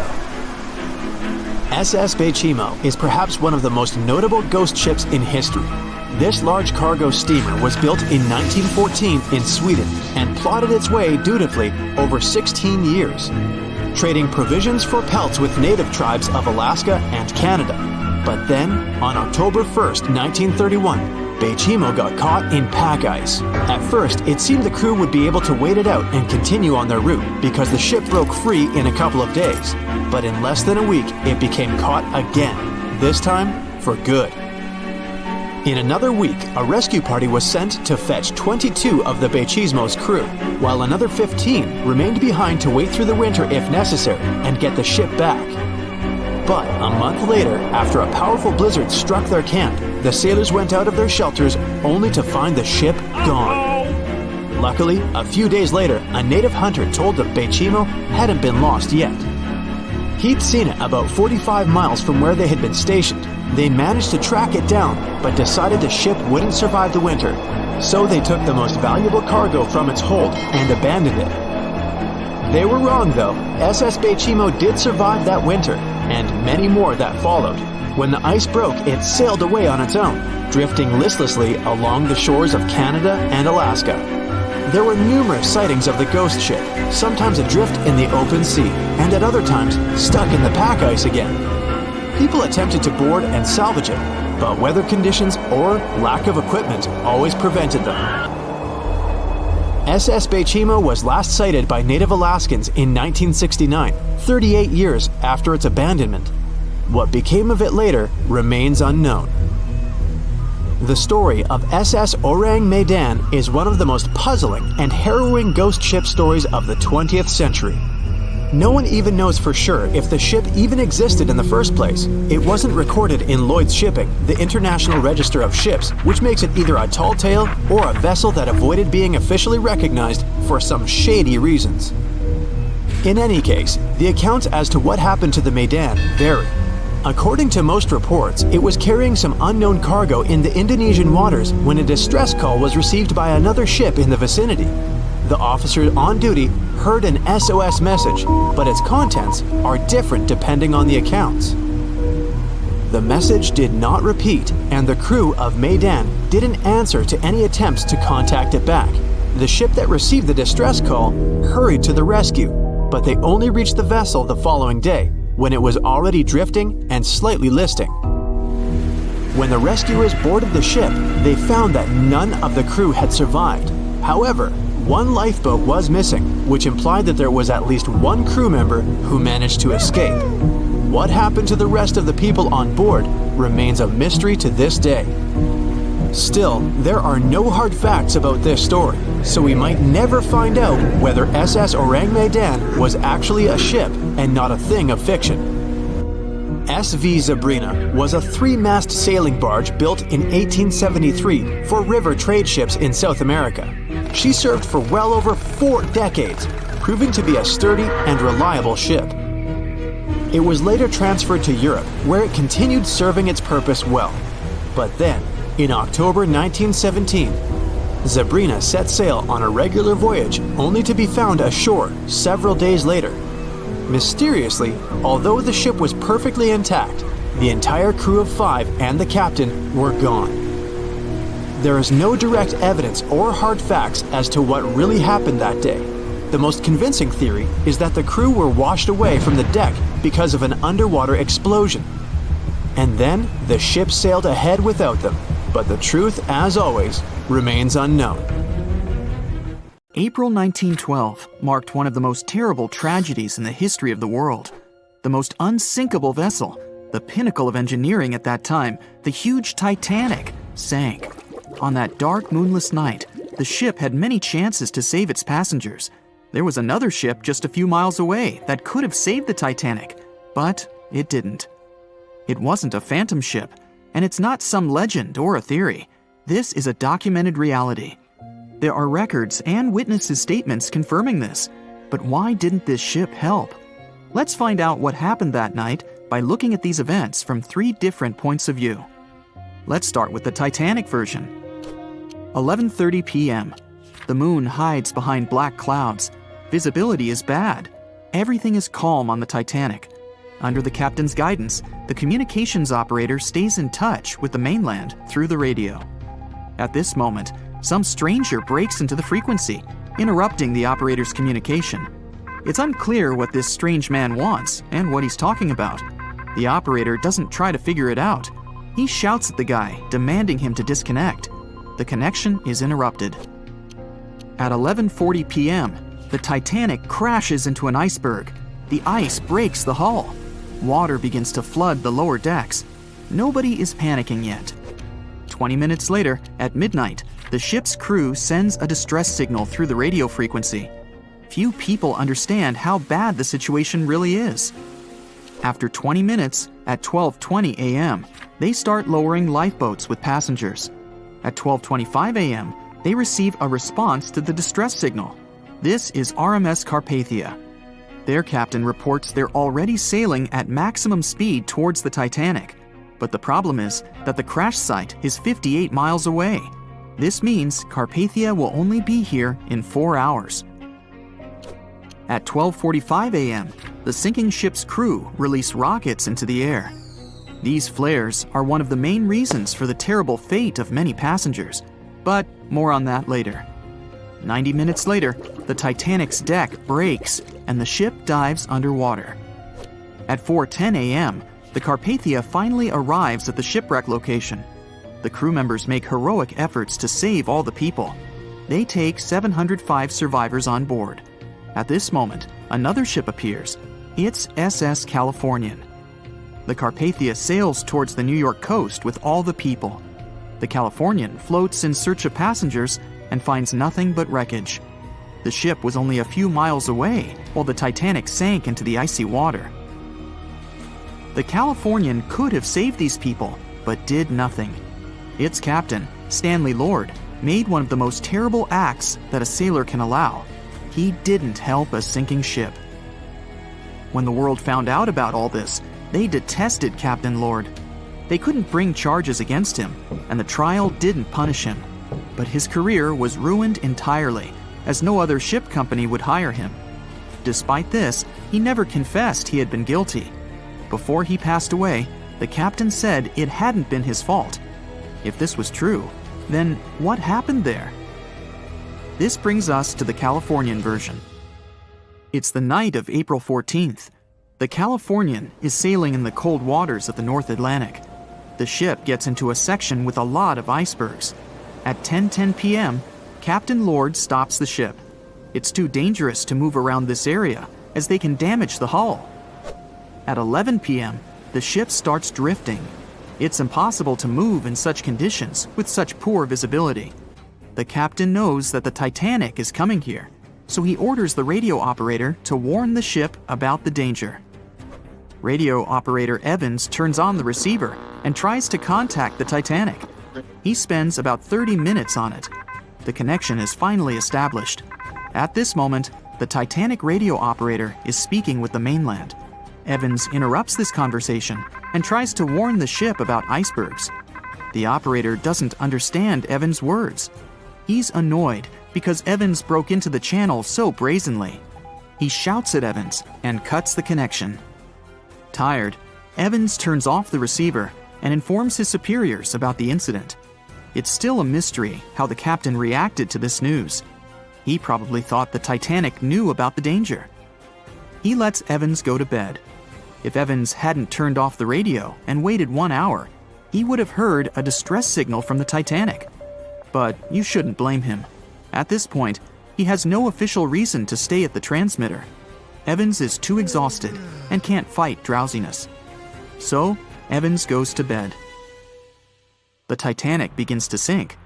Its captain sends a distress signal. The operator on board the Carpathia catches it, but the Californian doesn't, since the receiver is turned off. Captain Lord can't sleep. He feels that something is wrong. Meanwhile, the Titanic is rapidly sinking under the water. The captain gives the order to launch rockets into the air.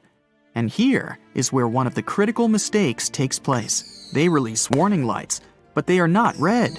The crew forgot to take red rockets on board for some reason, so they lit up the sky with a bright white light. If you need to send a distress signal, you need to release red lights. Captain Lord sees these lights, but doesn't perceive them as a cry for help. It can't be that there are no standard red rockets on such a massive ship as the Titanic. But, unfortunately, it can. Captain Lord thinks the Titanic is sailing away. Perhaps there is some unknown reason behind those white lights, but he doesn't really know. So, Captain Lord has no idea that the Titanic is sinking. He still decides to contact the ship, but this time, not through radio communication. Captain Lord doesn't wake up the radio operator and sends a signal to the Titanic through a signal lamp. It's important to understand that many old-school captains didn't take radio communication seriously. They didn't understand the value of this technology. That's why Captain Lord doesn't wake up Evans. He sends light signals, but the Titanic doesn't respond. Many survivors later mentioned seeing the flashing lights of the Californian, but there was nothing they could have done. The ship's crew doesn't hear their cries for help. At 2:20 a.m., the Titanic completely goes underwater. A little more than 2 hours later, radio operator Evans wakes up and turns the transmitter on.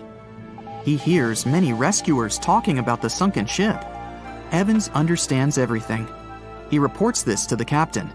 At that moment, the Californian immediately heads to the wreck site. They meet Carpathia there. With the survivors on board, it sails towards New York.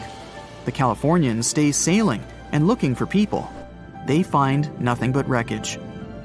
The Californian returns to the mainland. The news about the ship that could have saved the Titanic is spreading all over the country. The trial begins. Captain Stanley Lord and the crew tell their version. They say their ship had been standing still. Many people don't believe them, and some of the surviving passengers claim to have seen the Californian sailing by. Still, the judge declares them innocent. 1962. Captain Stanley Lord is a very old man. He calls a notary to confess something. The captain makes his last remark about this case. He swears he's not guilty. But if it wasn't the Californian sailing past the Titanic at that moment, then what? The Samson theory could answer that question for us. The sealing ship Samson is sailing in the cold waters of the North Atlantic. The crew aren't sleeping. They carefully study the surroundings, but not because they're afraid of icebergs. They're scared of meeting with the U.S. Coast Guard.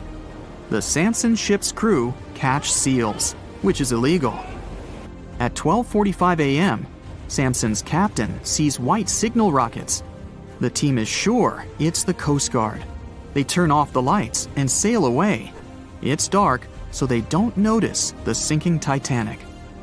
They return to the coast of Iceland and hear about the disaster. They realize they have abandoned the drowning passengers. The nephew of one of Samson's crew members reads about this story in his uncle's diary. The nephew asks for permission to publish these recordings. All the people realize that Captain Lord wasn't guilty, but unfortunately, he didn't live to see this moment. Actually, it's still unknown who is guilty in this story. 2 ships were nearby the Titanic. Their captains were adequate people. They would have helped save all the passengers. Their fault was that they couldn't understand what the Titanic wanted on that dark night.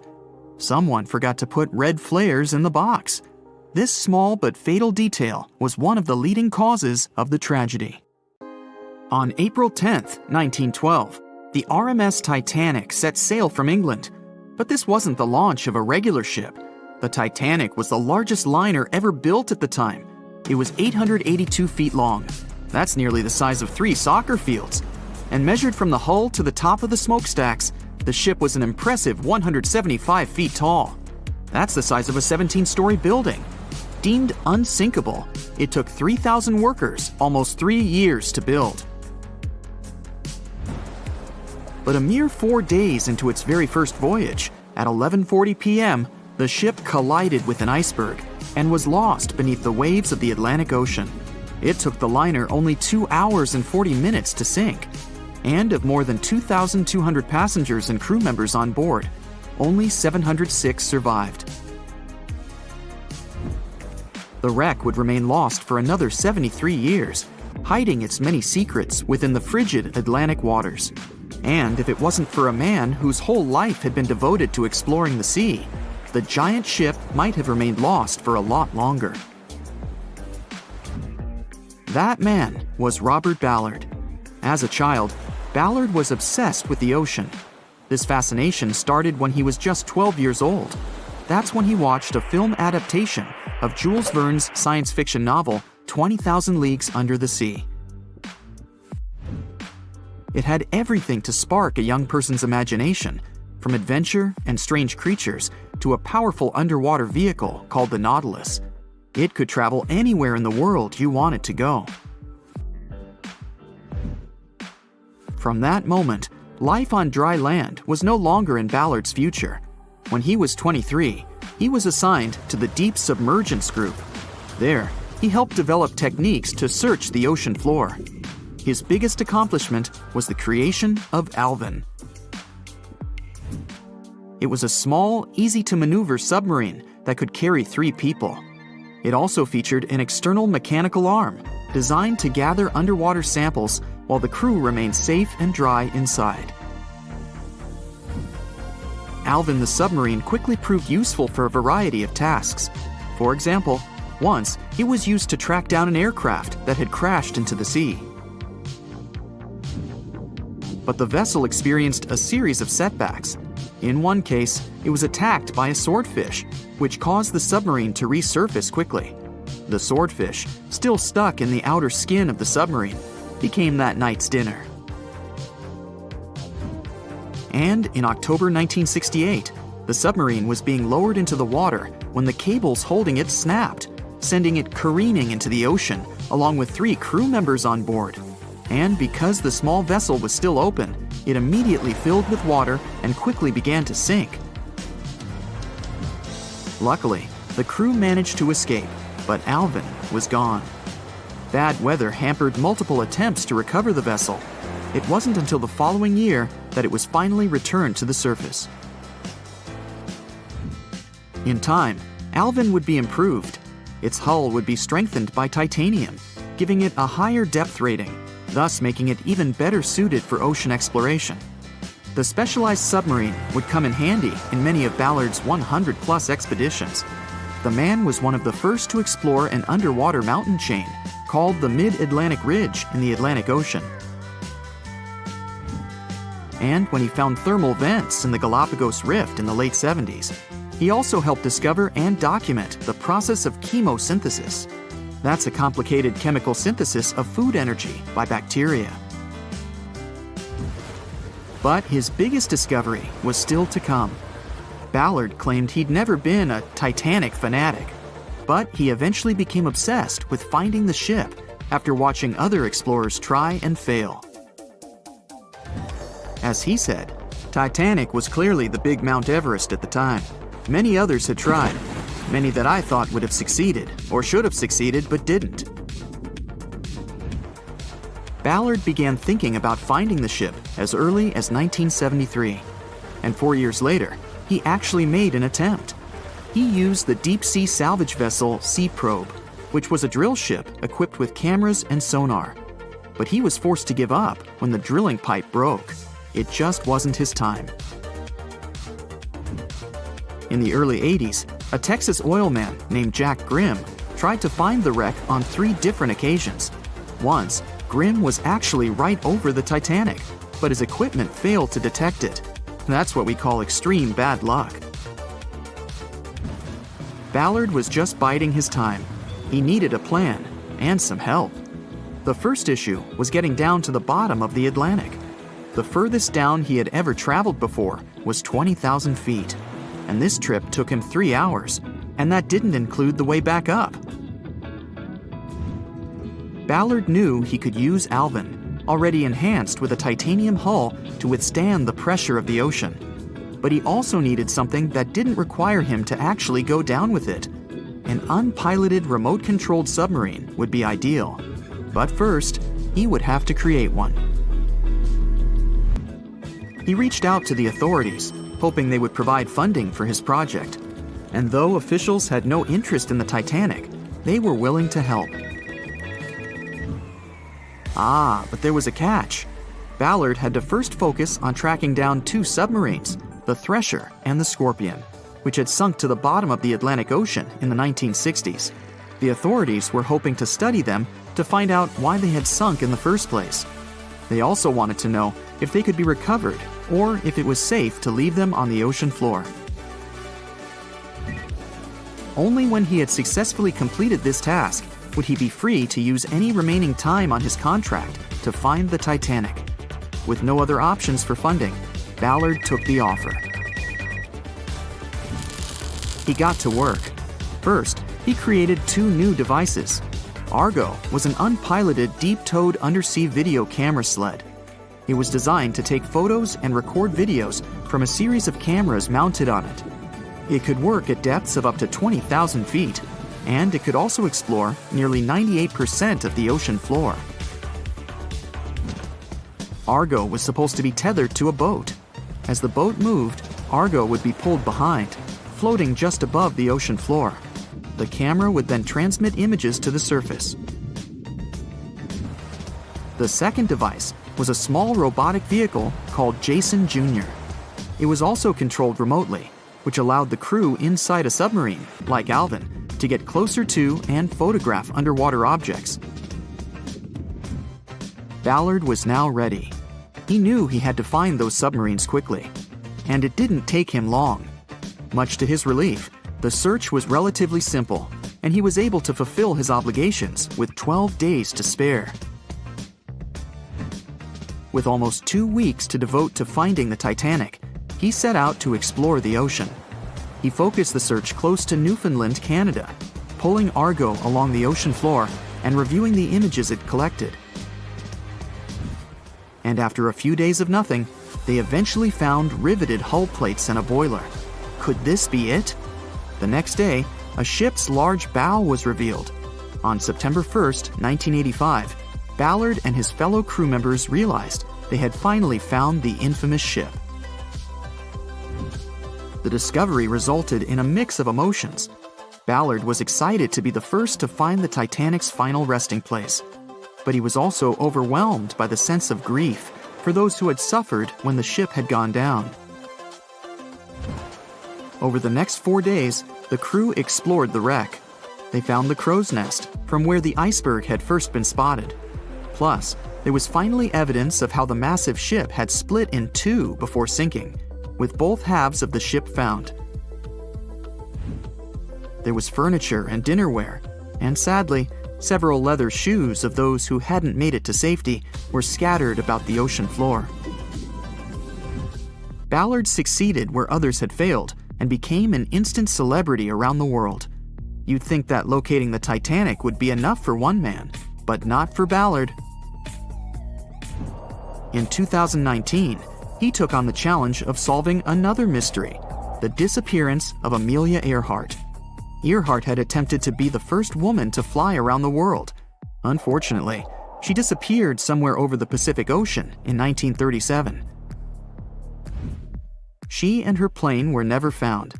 Ballard hoped that his luck with the Titanic would help with finding where Earhart had gone down, but his expedition failed to find anything. And though Robert Ballard has found more shipwrecks than anybody else, it's only the tip of the iceberg. It's estimated that there are over 3 million shipwrecks in the ocean, and Ballard has only located 100 of them. Now, in his late 70s, the man is hoping to encourage young people to continue his work of exploring the ocean and its many mysteries. In 1989, he started the Jason Learning Project to inspire grade school students to pursue science, technology, engineering, and math. He has his own research vessel called the EV Nautilus, after the name of the submarine in Jules Verne's novel, a fitting tribute to the story that inspired his career. The night was dark and scary. A few hundred people were sitting in lifeboats, not knowing what would happen next or what their lives would look like from that moment on. All they knew was the giant ship they had been sailing on just a couple of hours earlier disappeared in front of their eyes. They were alone, waiting for help. Is anyone even coming? They had no idea if the rest of the ships that were traveling relatively close to them had heard their call for help. There was nothing else to do but wait. The Titanic, an iceberg, and one night, April 14th, 1912. It's one of the most famous stories from modern history that everyone talks about, even now, more than 100 years later. The 16 lifeboats on board could only accommodate a little more than 50%, 1,178 people, of the total number of passengers that were on board. And many of them were still half empty. In one of them, there was a little 2-month-old girl, Milvina Dean, the youngest passenger on board the giant ship. Her parents had decided to leave England because they wanted to build a better life in the United States. Her father had some family in Kansas, and he hoped they could start their own business there. The Dean family didn't actually choose to be on board this giant legendary liner, but because of a coal strike, they got transferred there, so they boarded it at Southampton as third-class passengers. Milvina's father felt when their ship hit the iceberg on that cold and seemingly peaceful night. He immediately went up to investigate. When he saw that people were panicking and that the crew members were giving warnings on the actual danger of the situation, he rushed to their cabin to find his wife. He told her to dress the children and quickly go up on deck. The crew members gave the order to get the lifeboats ready and start transferring women and children there first. It was a chance for at least some family members to get to safety. Milvina, her mother, and her brother got in Lifeboat 10. They were among the first off the liner out of the 706 crew members and passengers who managed to escape the sinking ship. Later, the liner called Carpathia heard their call for help, came for the passengers, and took them to New York. Her father, unfortunately, stayed behind them and didn't manage to save himself. Milvina grew up in Ashurst, England, which wasn't far from where she set sail on the ship. She spent her life working as a secretary and an assistant in small businesses in Southampton. She never married. Milvina always used to say she never spoke about the whole Titanic thing because she remembered nothing about it, so she didn't want people to think she was just drawing attention to herself. But in 1985, a French-American team got together and located the wreck of the Titanic. It was around 370 miles east of Mistaken Point, Newfoundland, in water that was more than 2 miles deep. That's when they confirmed the ship split in two. For decades, people believed the ship sank in one piece. They thought the only significant damage was the damage the hull got from its contact with the iceberg. In reality, it broke in half, right between its third and fourth funnels. It happened shortly before the ship disappeared under the surface of the water, and the whole thing, starting from the moment when they hit the iceberg, lasted around 2 hours and 40 minutes. People didn't pay that much attention to the Titanic until this team of researchers found the wreck. In the last year of her life, she sold some of her family's possessions at auction to pay for her stay in a nursing home. The items she sold also included a suitcase filled with clothes that her family got when they arrived in the US, and compensation letters her mom got from the Titanic Relief Fund. The compensation letters outlined the financial aid that certain passengers received who had survived the loss of their loved ones. She lived until the age of 97 when she caught pneumonia. She was the youngest of the 705 people that survived the whole event. The Titanic was the world's largest ship. Since it was so big, some thought the vessel should have had 4 exhaust stacks. But Thomas Andrews, the man who designed the ship, believed that only 3 were necessary. So, the Titanic basically had one purely decorative stack. 2,200 people were on board when the ship sank. There were 908 crew members, and the maximum number of passengers on board, which was 3,500. As you probably saw in the movie, there were different classes of passengers. The estimated overall wealth of those in first class was about $500 million. And researchers estimated $6 million worth of things went down to the ocean bottom, together with the ship. In first class, this liner was a place of luxury. It had 4 restaurants, 2 libraries, 2 barber shops, reading rooms, and a photographic darkroom on board. There was also a heated swimming pool, but only first-class passengers could use it, at a price of 1 shilling a time. The ship also had Turkish baths and electric baths, and passengers could use each for 4 shillings at a time. The cost to build this massive giant was $7.5 million, but that was back in 1912. Today, it would be about $200 million. First-class tickets cost $2,560 at the time, which is today's equivalent of $61,000. What would you get in these expensive cabins? A sitting room, 2 bedrooms, 2 wardrobe rooms, and a bathroom. Would you pay that much for those luxuries? Teams of researchers still haven't explored many areas on the Titanic. It's still very, very hard to access them with underwater vehicles. There was a lifeboat drill scheduled for the same day the Titanic sank, but it was called off for some reason. The crew had done just 1 lifeboat drill, and that was when the ship was still docked. But even if the crew members had been properly trained and each lifeboat had been filled, the capacity was still not enough to save each and every passenger. The Titanic was the biggest movable object in the world at that time. On May 31st, 1911, its immense hull made its way down the slipways and ended up in the River Lagan in Belfast. Over 100,000 people were there to see the launch, which took just a little more than a minute and went off without a hitch. The people who were in charge of the ship immediately towed the hull to a mammoth fitting-out dock. Thousands of workers spent most of the next year there working hard, building the decks and constructing all those luxury interiors that gave the Titanic its specific look. They were also installing the 29 giant boilers that would power the ship's 2 main steam engines. All that to get the title Unsinkable. The ship had more than just one fatal flaw. You may have heard of one of its design flaws. The airtight bulkheads weren't completely sealed on top. This allowed water to flow from one compartment to another, which eventually sank the liner. And Titanic had more flaws. High sulfur content, cold temperatures, and high speeds largely affected the steel of the vessel's hull and the iron of its rivets. The steel here shattered, while the rivets popped out relatively easily. This was the reason the Titanic sunk 24 times faster than we'd expect. There are many theories about what really led to the sinking of such a giant. And one says a full moon from a couple of months before could be one of the reasons. It may have created very strong tides that sent a flotilla of icebergs southward.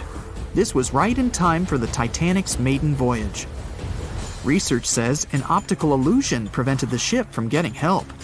One famous British historian, Tim Moulton, thought the atmosphere on the night of the sinking created specific conditions that made it very hard for the crew members to spot icebergs. They partially caused something called superrefraction. The extraordinary bending of light causes miraging, and several ships in the area recorded it. Not only did this prevent the crew from seeing the troublesome iceberg in time, but it also stopped one of the ships that could have offered help from identifying the call for help and communicating with the Titanic crew. Also, some say the ship was traveling too fast. From the start, they blamed the skipper for sailing such a big liner at such a high speed, 22 knots, through the cold and unpredictable waters of the North Atlantic, which was full of hidden icebergs. April 1912 marked one of the most terrible tragedies in the history of the world. The most unsinkable vessel, the pinnacle of engineering at that time, the huge Titanic, sank. On that dark, moonless night, the ship had many chances to save its passengers.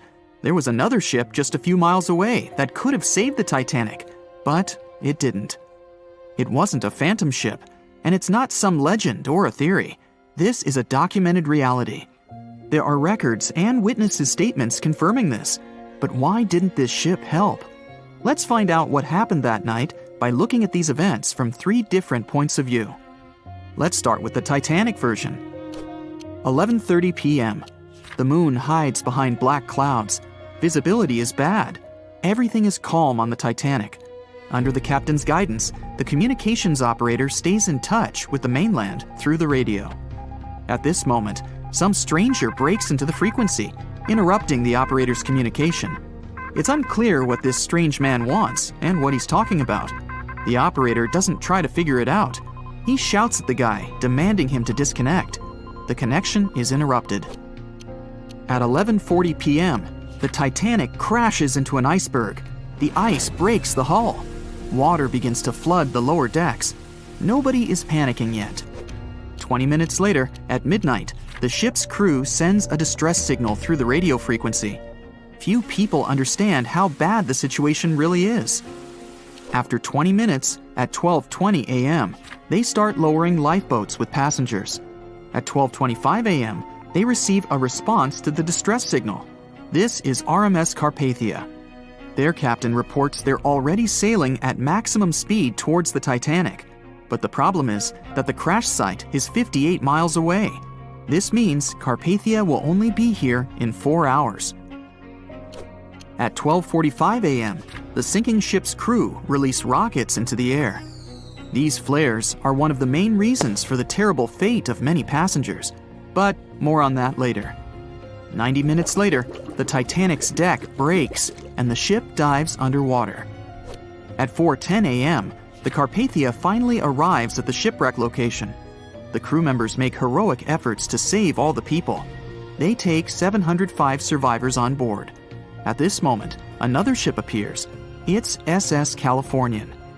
The Carpathia sails towards the New York coast with all the people.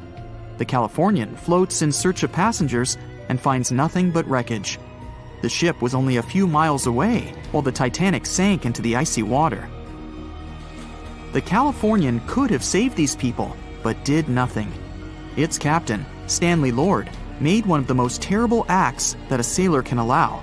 He didn't help a sinking ship. When the world found out about all this, they detested Captain Lord. They couldn't bring charges against him, and the trial didn't punish him.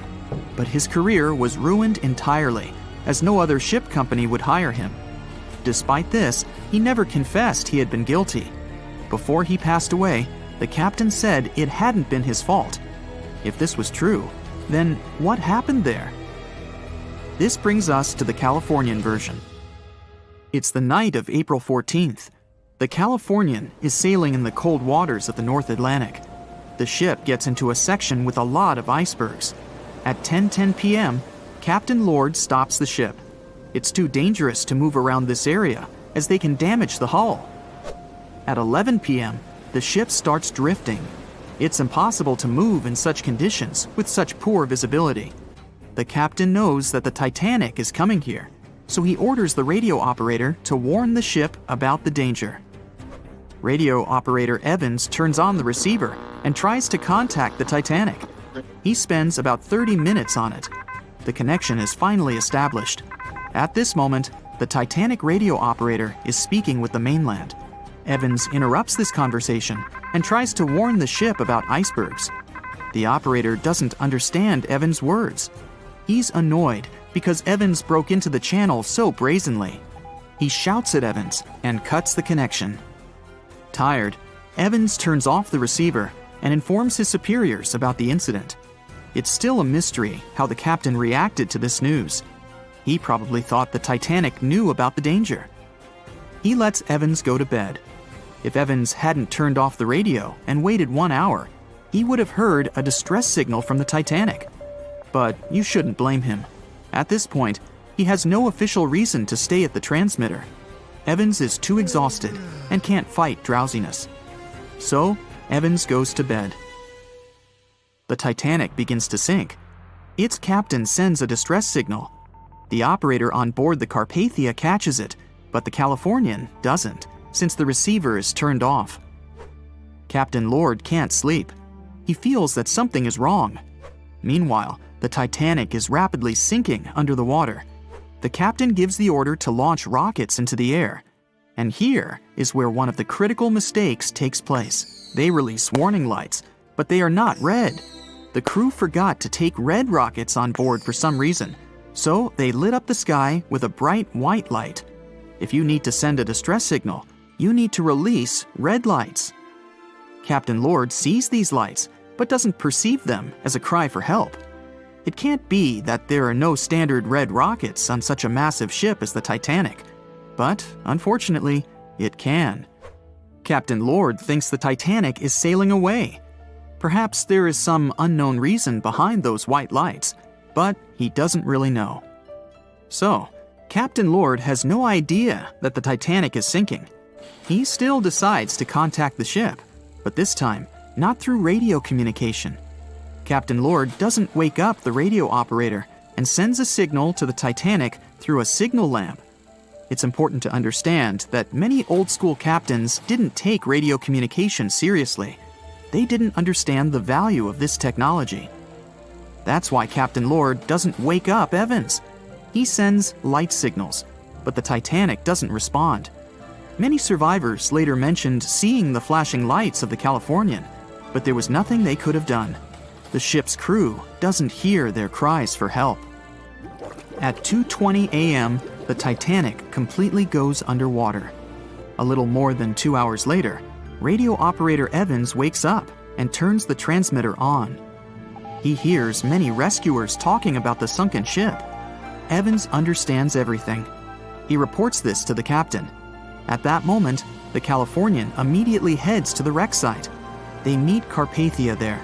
With the survivors on board, it sails towards New York. The Californian stays sailing and looking for people. They find nothing but wreckage. The Californian returns to the mainland. The news about the ship that could have saved the Titanic is spreading all over the country. The trial begins.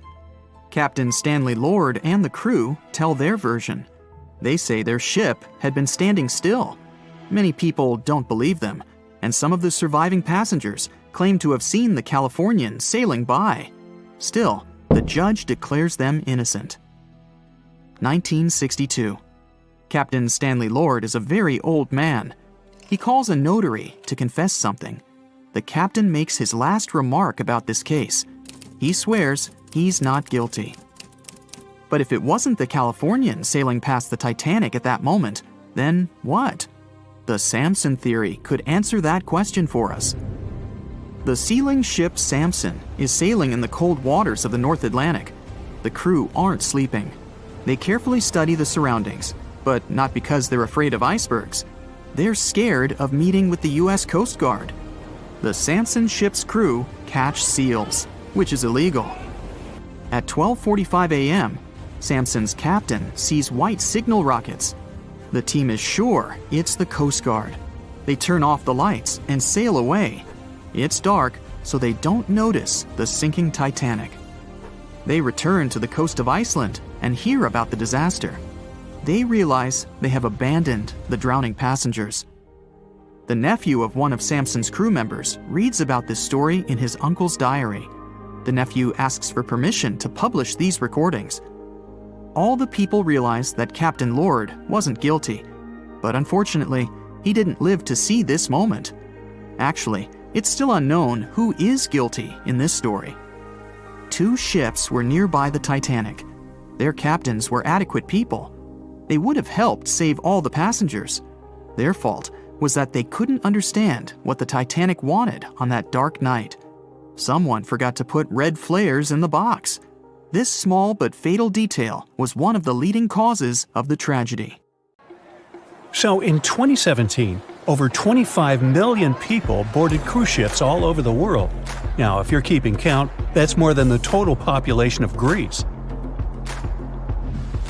It's become America's favorite choice when it comes to going on vacation.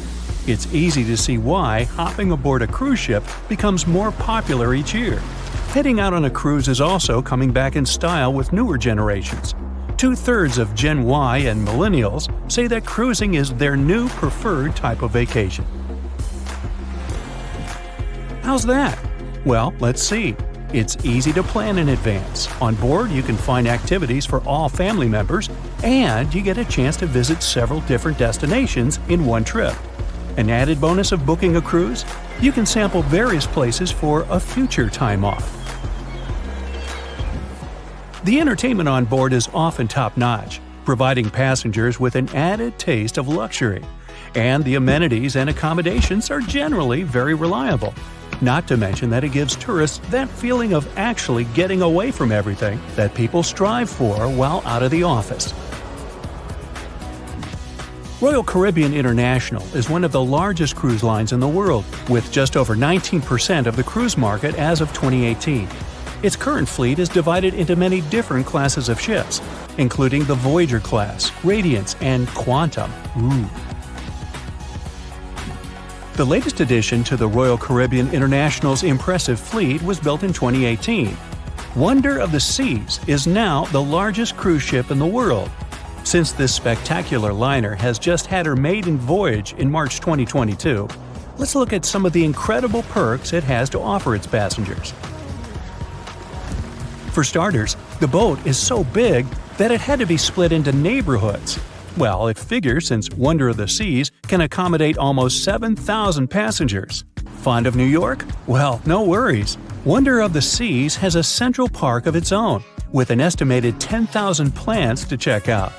The ship's central park is a feature of all Oasis-class ships, being one of the so-called neighborhoods. Let's look at some other areas, shall we? Like this boardwalk, a place that includes an arcade, a candy store, and a sports bar. It's best suited for long walks. There's a pool and sports zone on Wonder of the Sea. These areas feature the ship's numerous pools and hot tubs. There are many activities to check out on the sports court. Then there's the Royal Promenade, or Promenade if you prefer. That's the main road on Wonder of the Seas, with bars, lounges, and places to grab a cup of coffee, or a luxurious latte. The entertainment neighborhood is the focal point for leisure activities on the ship. Here, guests can find a comedy club, an ice skating rink, and even a theater. The spa and fitness area is a tranquil zone with a huge array of treatments available. The fitness center is free of charge, by the way, so there's no excuse for guests to skip a leg day. An extra eighth zone was added to Wonder of the Seas. It's called the Suite Neighborhood. This is an exclusive area designed for guests staying in the suites. Oh, now I get it. It's located at the top of the ship.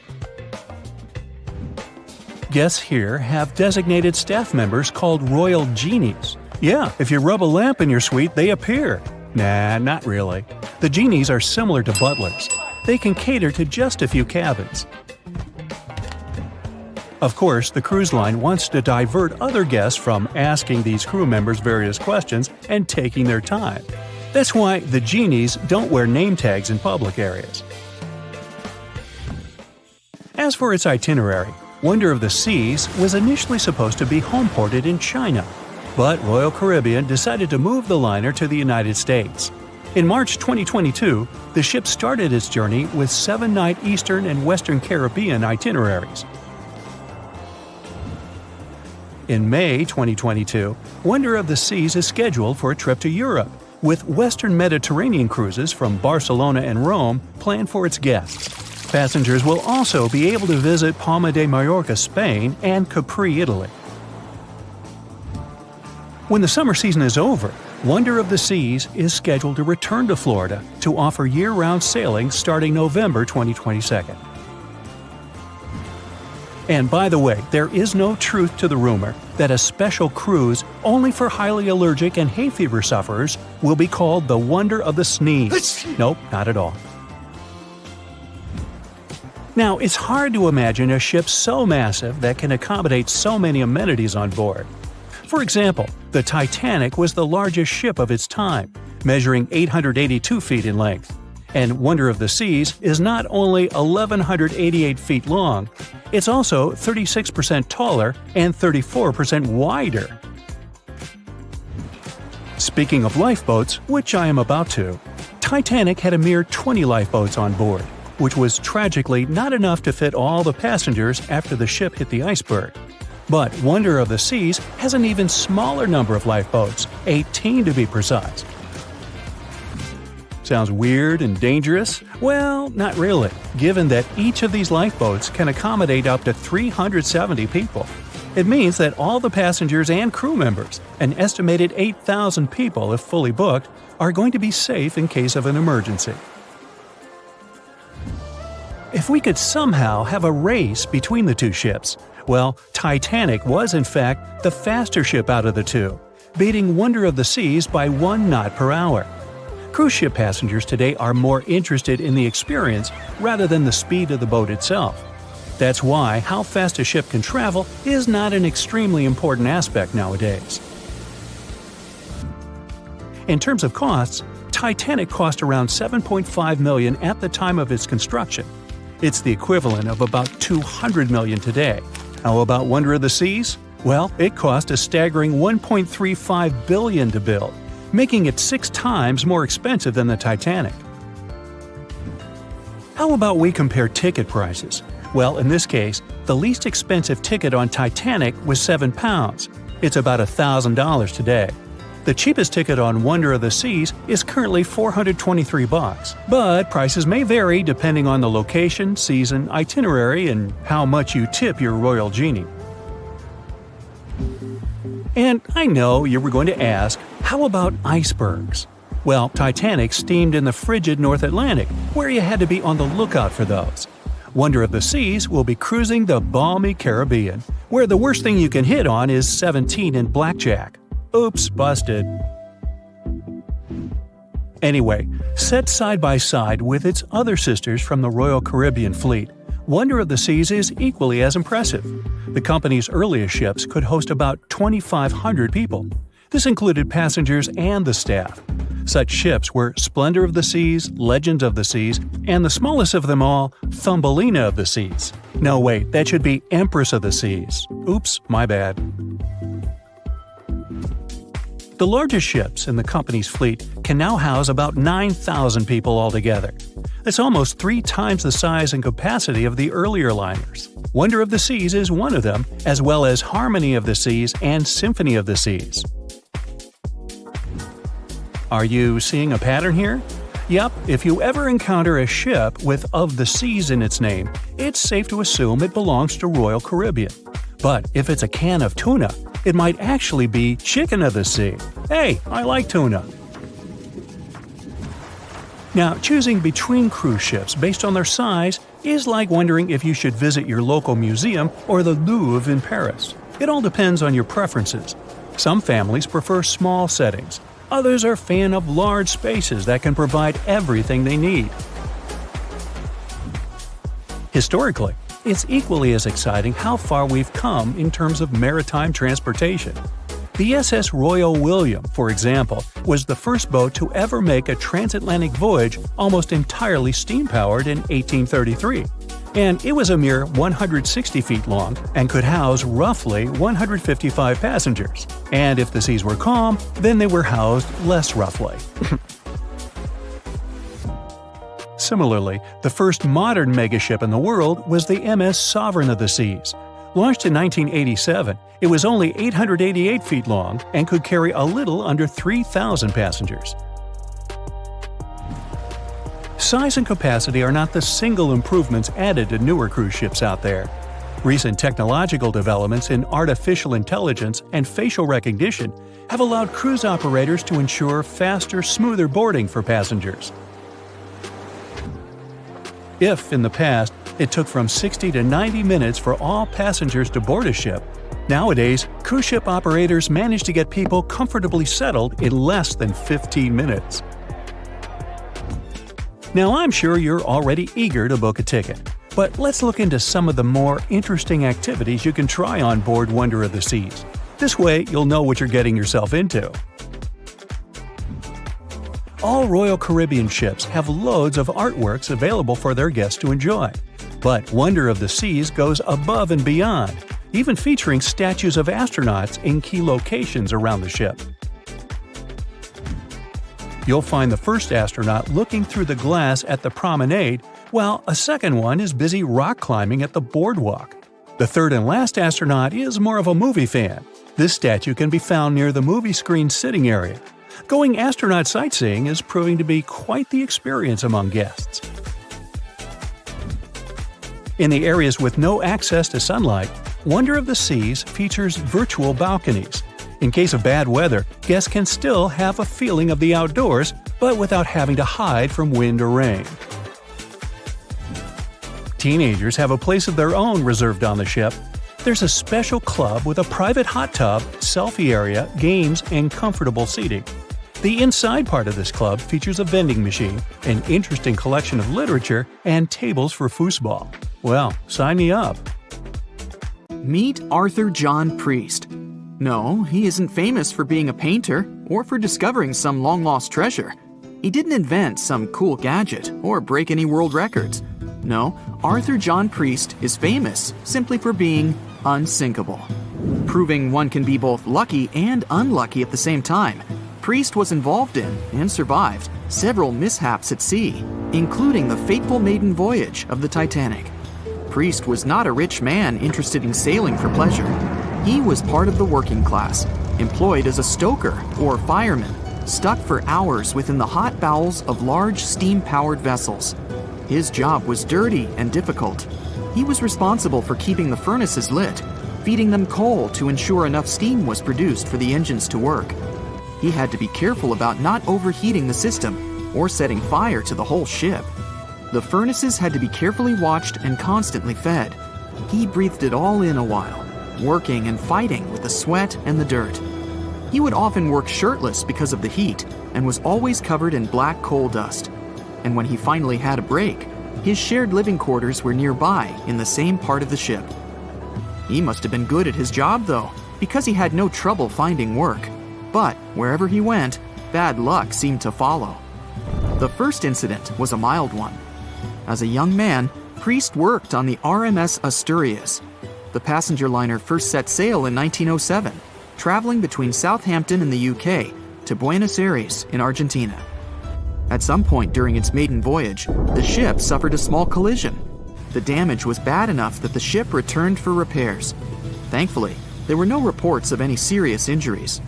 Priest, unfazed, simply went to work on another ship, but his bad luck lingered on the Asturias. In 1914, the Asturias became a hospital ship, helping care for sick men and women around Europe while bringing them home to England. But in March 1917, at just around midnight, the ship was struck by a foreign object. Its hull was breached and the engine room flooded. The captain ordered everyone to abandon the ship, sending crew, patients, and health staff scrambling for the lifeboats. The vessel was still moving, powering through the water because the main controls, located within the flooded engine room, could not be turned off. The captain refused to leave the ship while people were still trying to escape. He was able to aim the Asturias towards Bolt Head, where it finally hit land and couldn't sink. The remaining lifeboats were lowered and the final survivors made it to safety.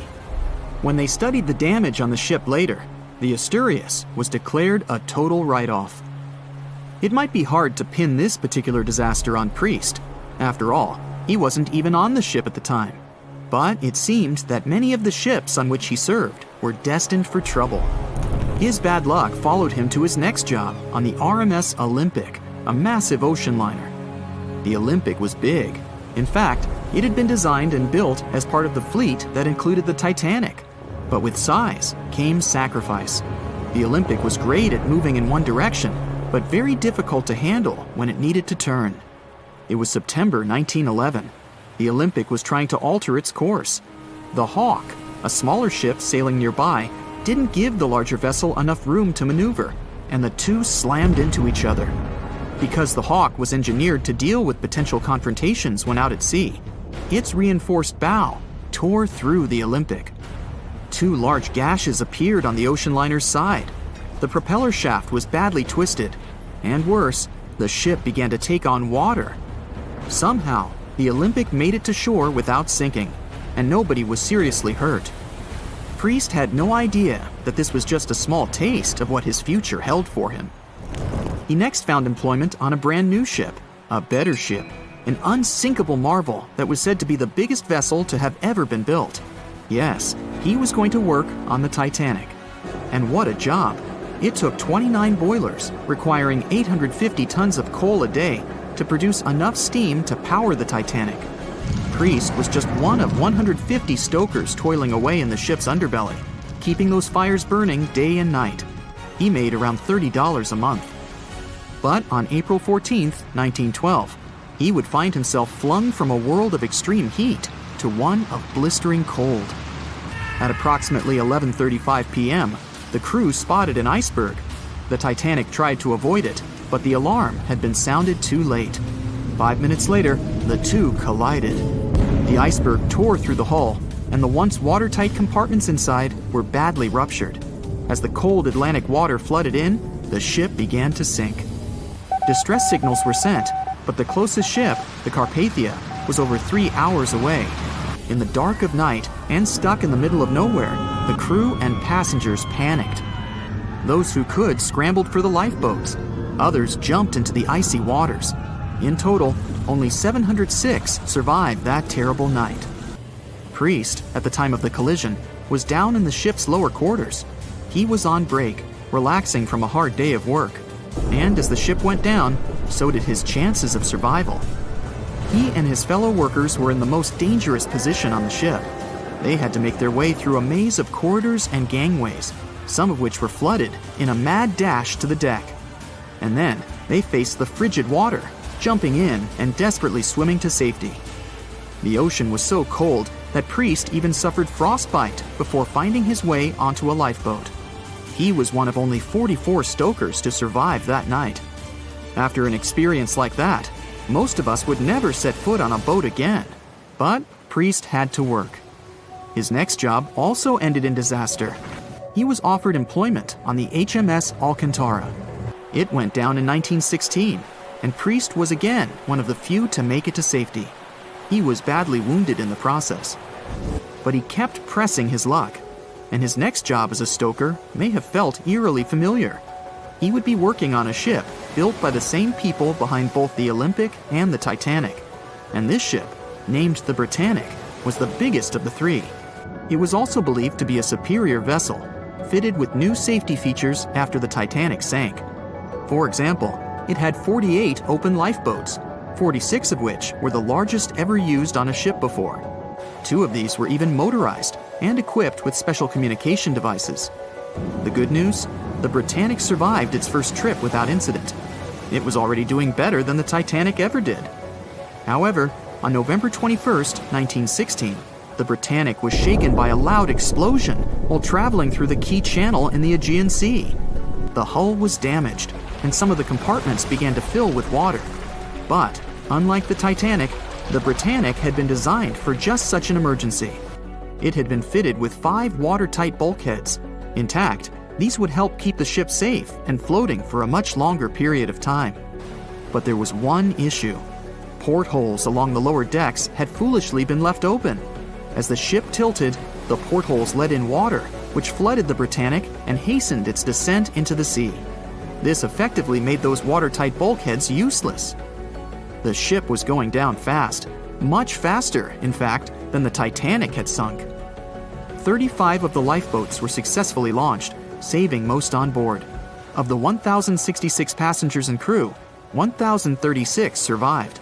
Priest, his luck intact, was one of them. And yet, he still wasn't done with a life at sea. He accepted a position as a stoker on the Donegal. It was a smaller passenger ferry that had been converted for use as a hospital boat. In April 1917, it was struck by a foreign object while fleeing an unsafe situation, and though he suffered from a head injury, Priest was again one of the survivors. It took experiencing 2 collisions and 4 sinkings before Priest was finally ready to retire. In fact, he reportedly said he only gave it up because no one wanted to sail with him. Can you blame them? He would live out the rest of his life on dry land in Southampton, England, with his wife Annie and their 3 sons. But Arthur John Priest would always be remembered as the unsinkable stoker. It was September 12, 1990. In those times, way before instant messaging and Zoom calls, a little girl was looking for pen pals. Zoe was aboard a ship from England to Belgium on vacation with her parents. She was only 10 years old at the time, but was a very clever schoolgirl.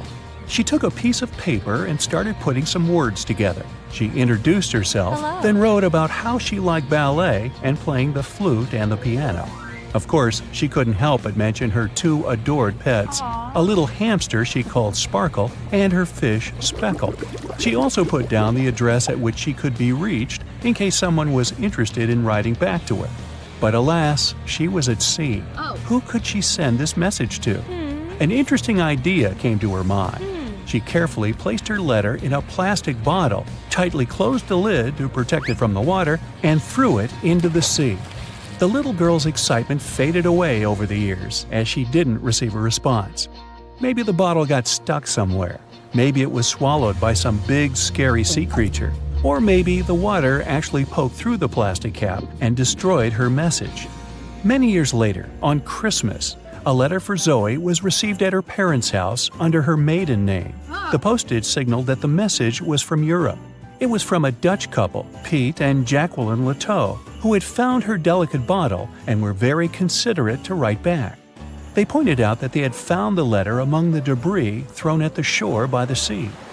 Zoe's letter had been stranded for a staggering 23 years at sea and traveled for more than 350 miles to reach its final destination near Rotterdam in the Netherlands. That's quite a voyage for a small plastic bottle. A story similar to that of Zoe is the strange connection between 2 little boys. A little German boy named Frank Uzbek was on a boat traveling to Denmark when he got the same idea as Zoe. He was 5 years old at the time he put together a message and threw it into the unknown. The year was 1987. He got his response years later when he was 29. His letter, just like the one Zoe would send a couple of years later, had been at sea for 24 years. His message was found by a boy named Daniel Korotkin while he was on a walk with his parents on the Californian Spit near the Baltic Sea. Daniel was lucky that his father knew enough German to translate the message. The unlikely friends eventually met via video call in 2011. Not all message-in-a-bottle stories have been explained away. In 2013, a Croatian surfer came across a damaged bottle while near the Adriatic Sea. The message it contained dated back to 1985, and it was from a man named Jonathan. The sender was eager for his letter to reach a woman named Mary, and he also expressed his keenness for her to respond. Since the letter was supposedly sent from Nova Scotia, the bottle had to have traveled a mind-boggling 3,700 miles. The message went from the Atlantic Ocean, entered the Mediterranean Sea, and reached the Adriatic shores in Croatia. The identities of neither John nor Mary were ever discovered. There are also messages in a bottle with wonderful love stories to share. This was the case for Ake and Paulina Viking. When Ake, a lonely Swedish sailor, placed a letter in a bottle and threw it in the Mediterranean Sea, he had no idea the piece of paper would eventually reach his future wife. This was in the early 1950s. The bottle was found by an Italian man who was inspired enough to give it to his niece, Paulina. After a year of back-and-forth letters being exchanged, Ake and Paulina eventually met and got married. Having decided to share their story with the world, they became somewhat of a celebrity couple for the time. They even shared video footage of their wedding with the world, and their story was featured in a bunch of newspapers. This fortunate event started a movement between young people looking for love, increasing the number of messages being thrown out at sea in search of a fairy tale ending.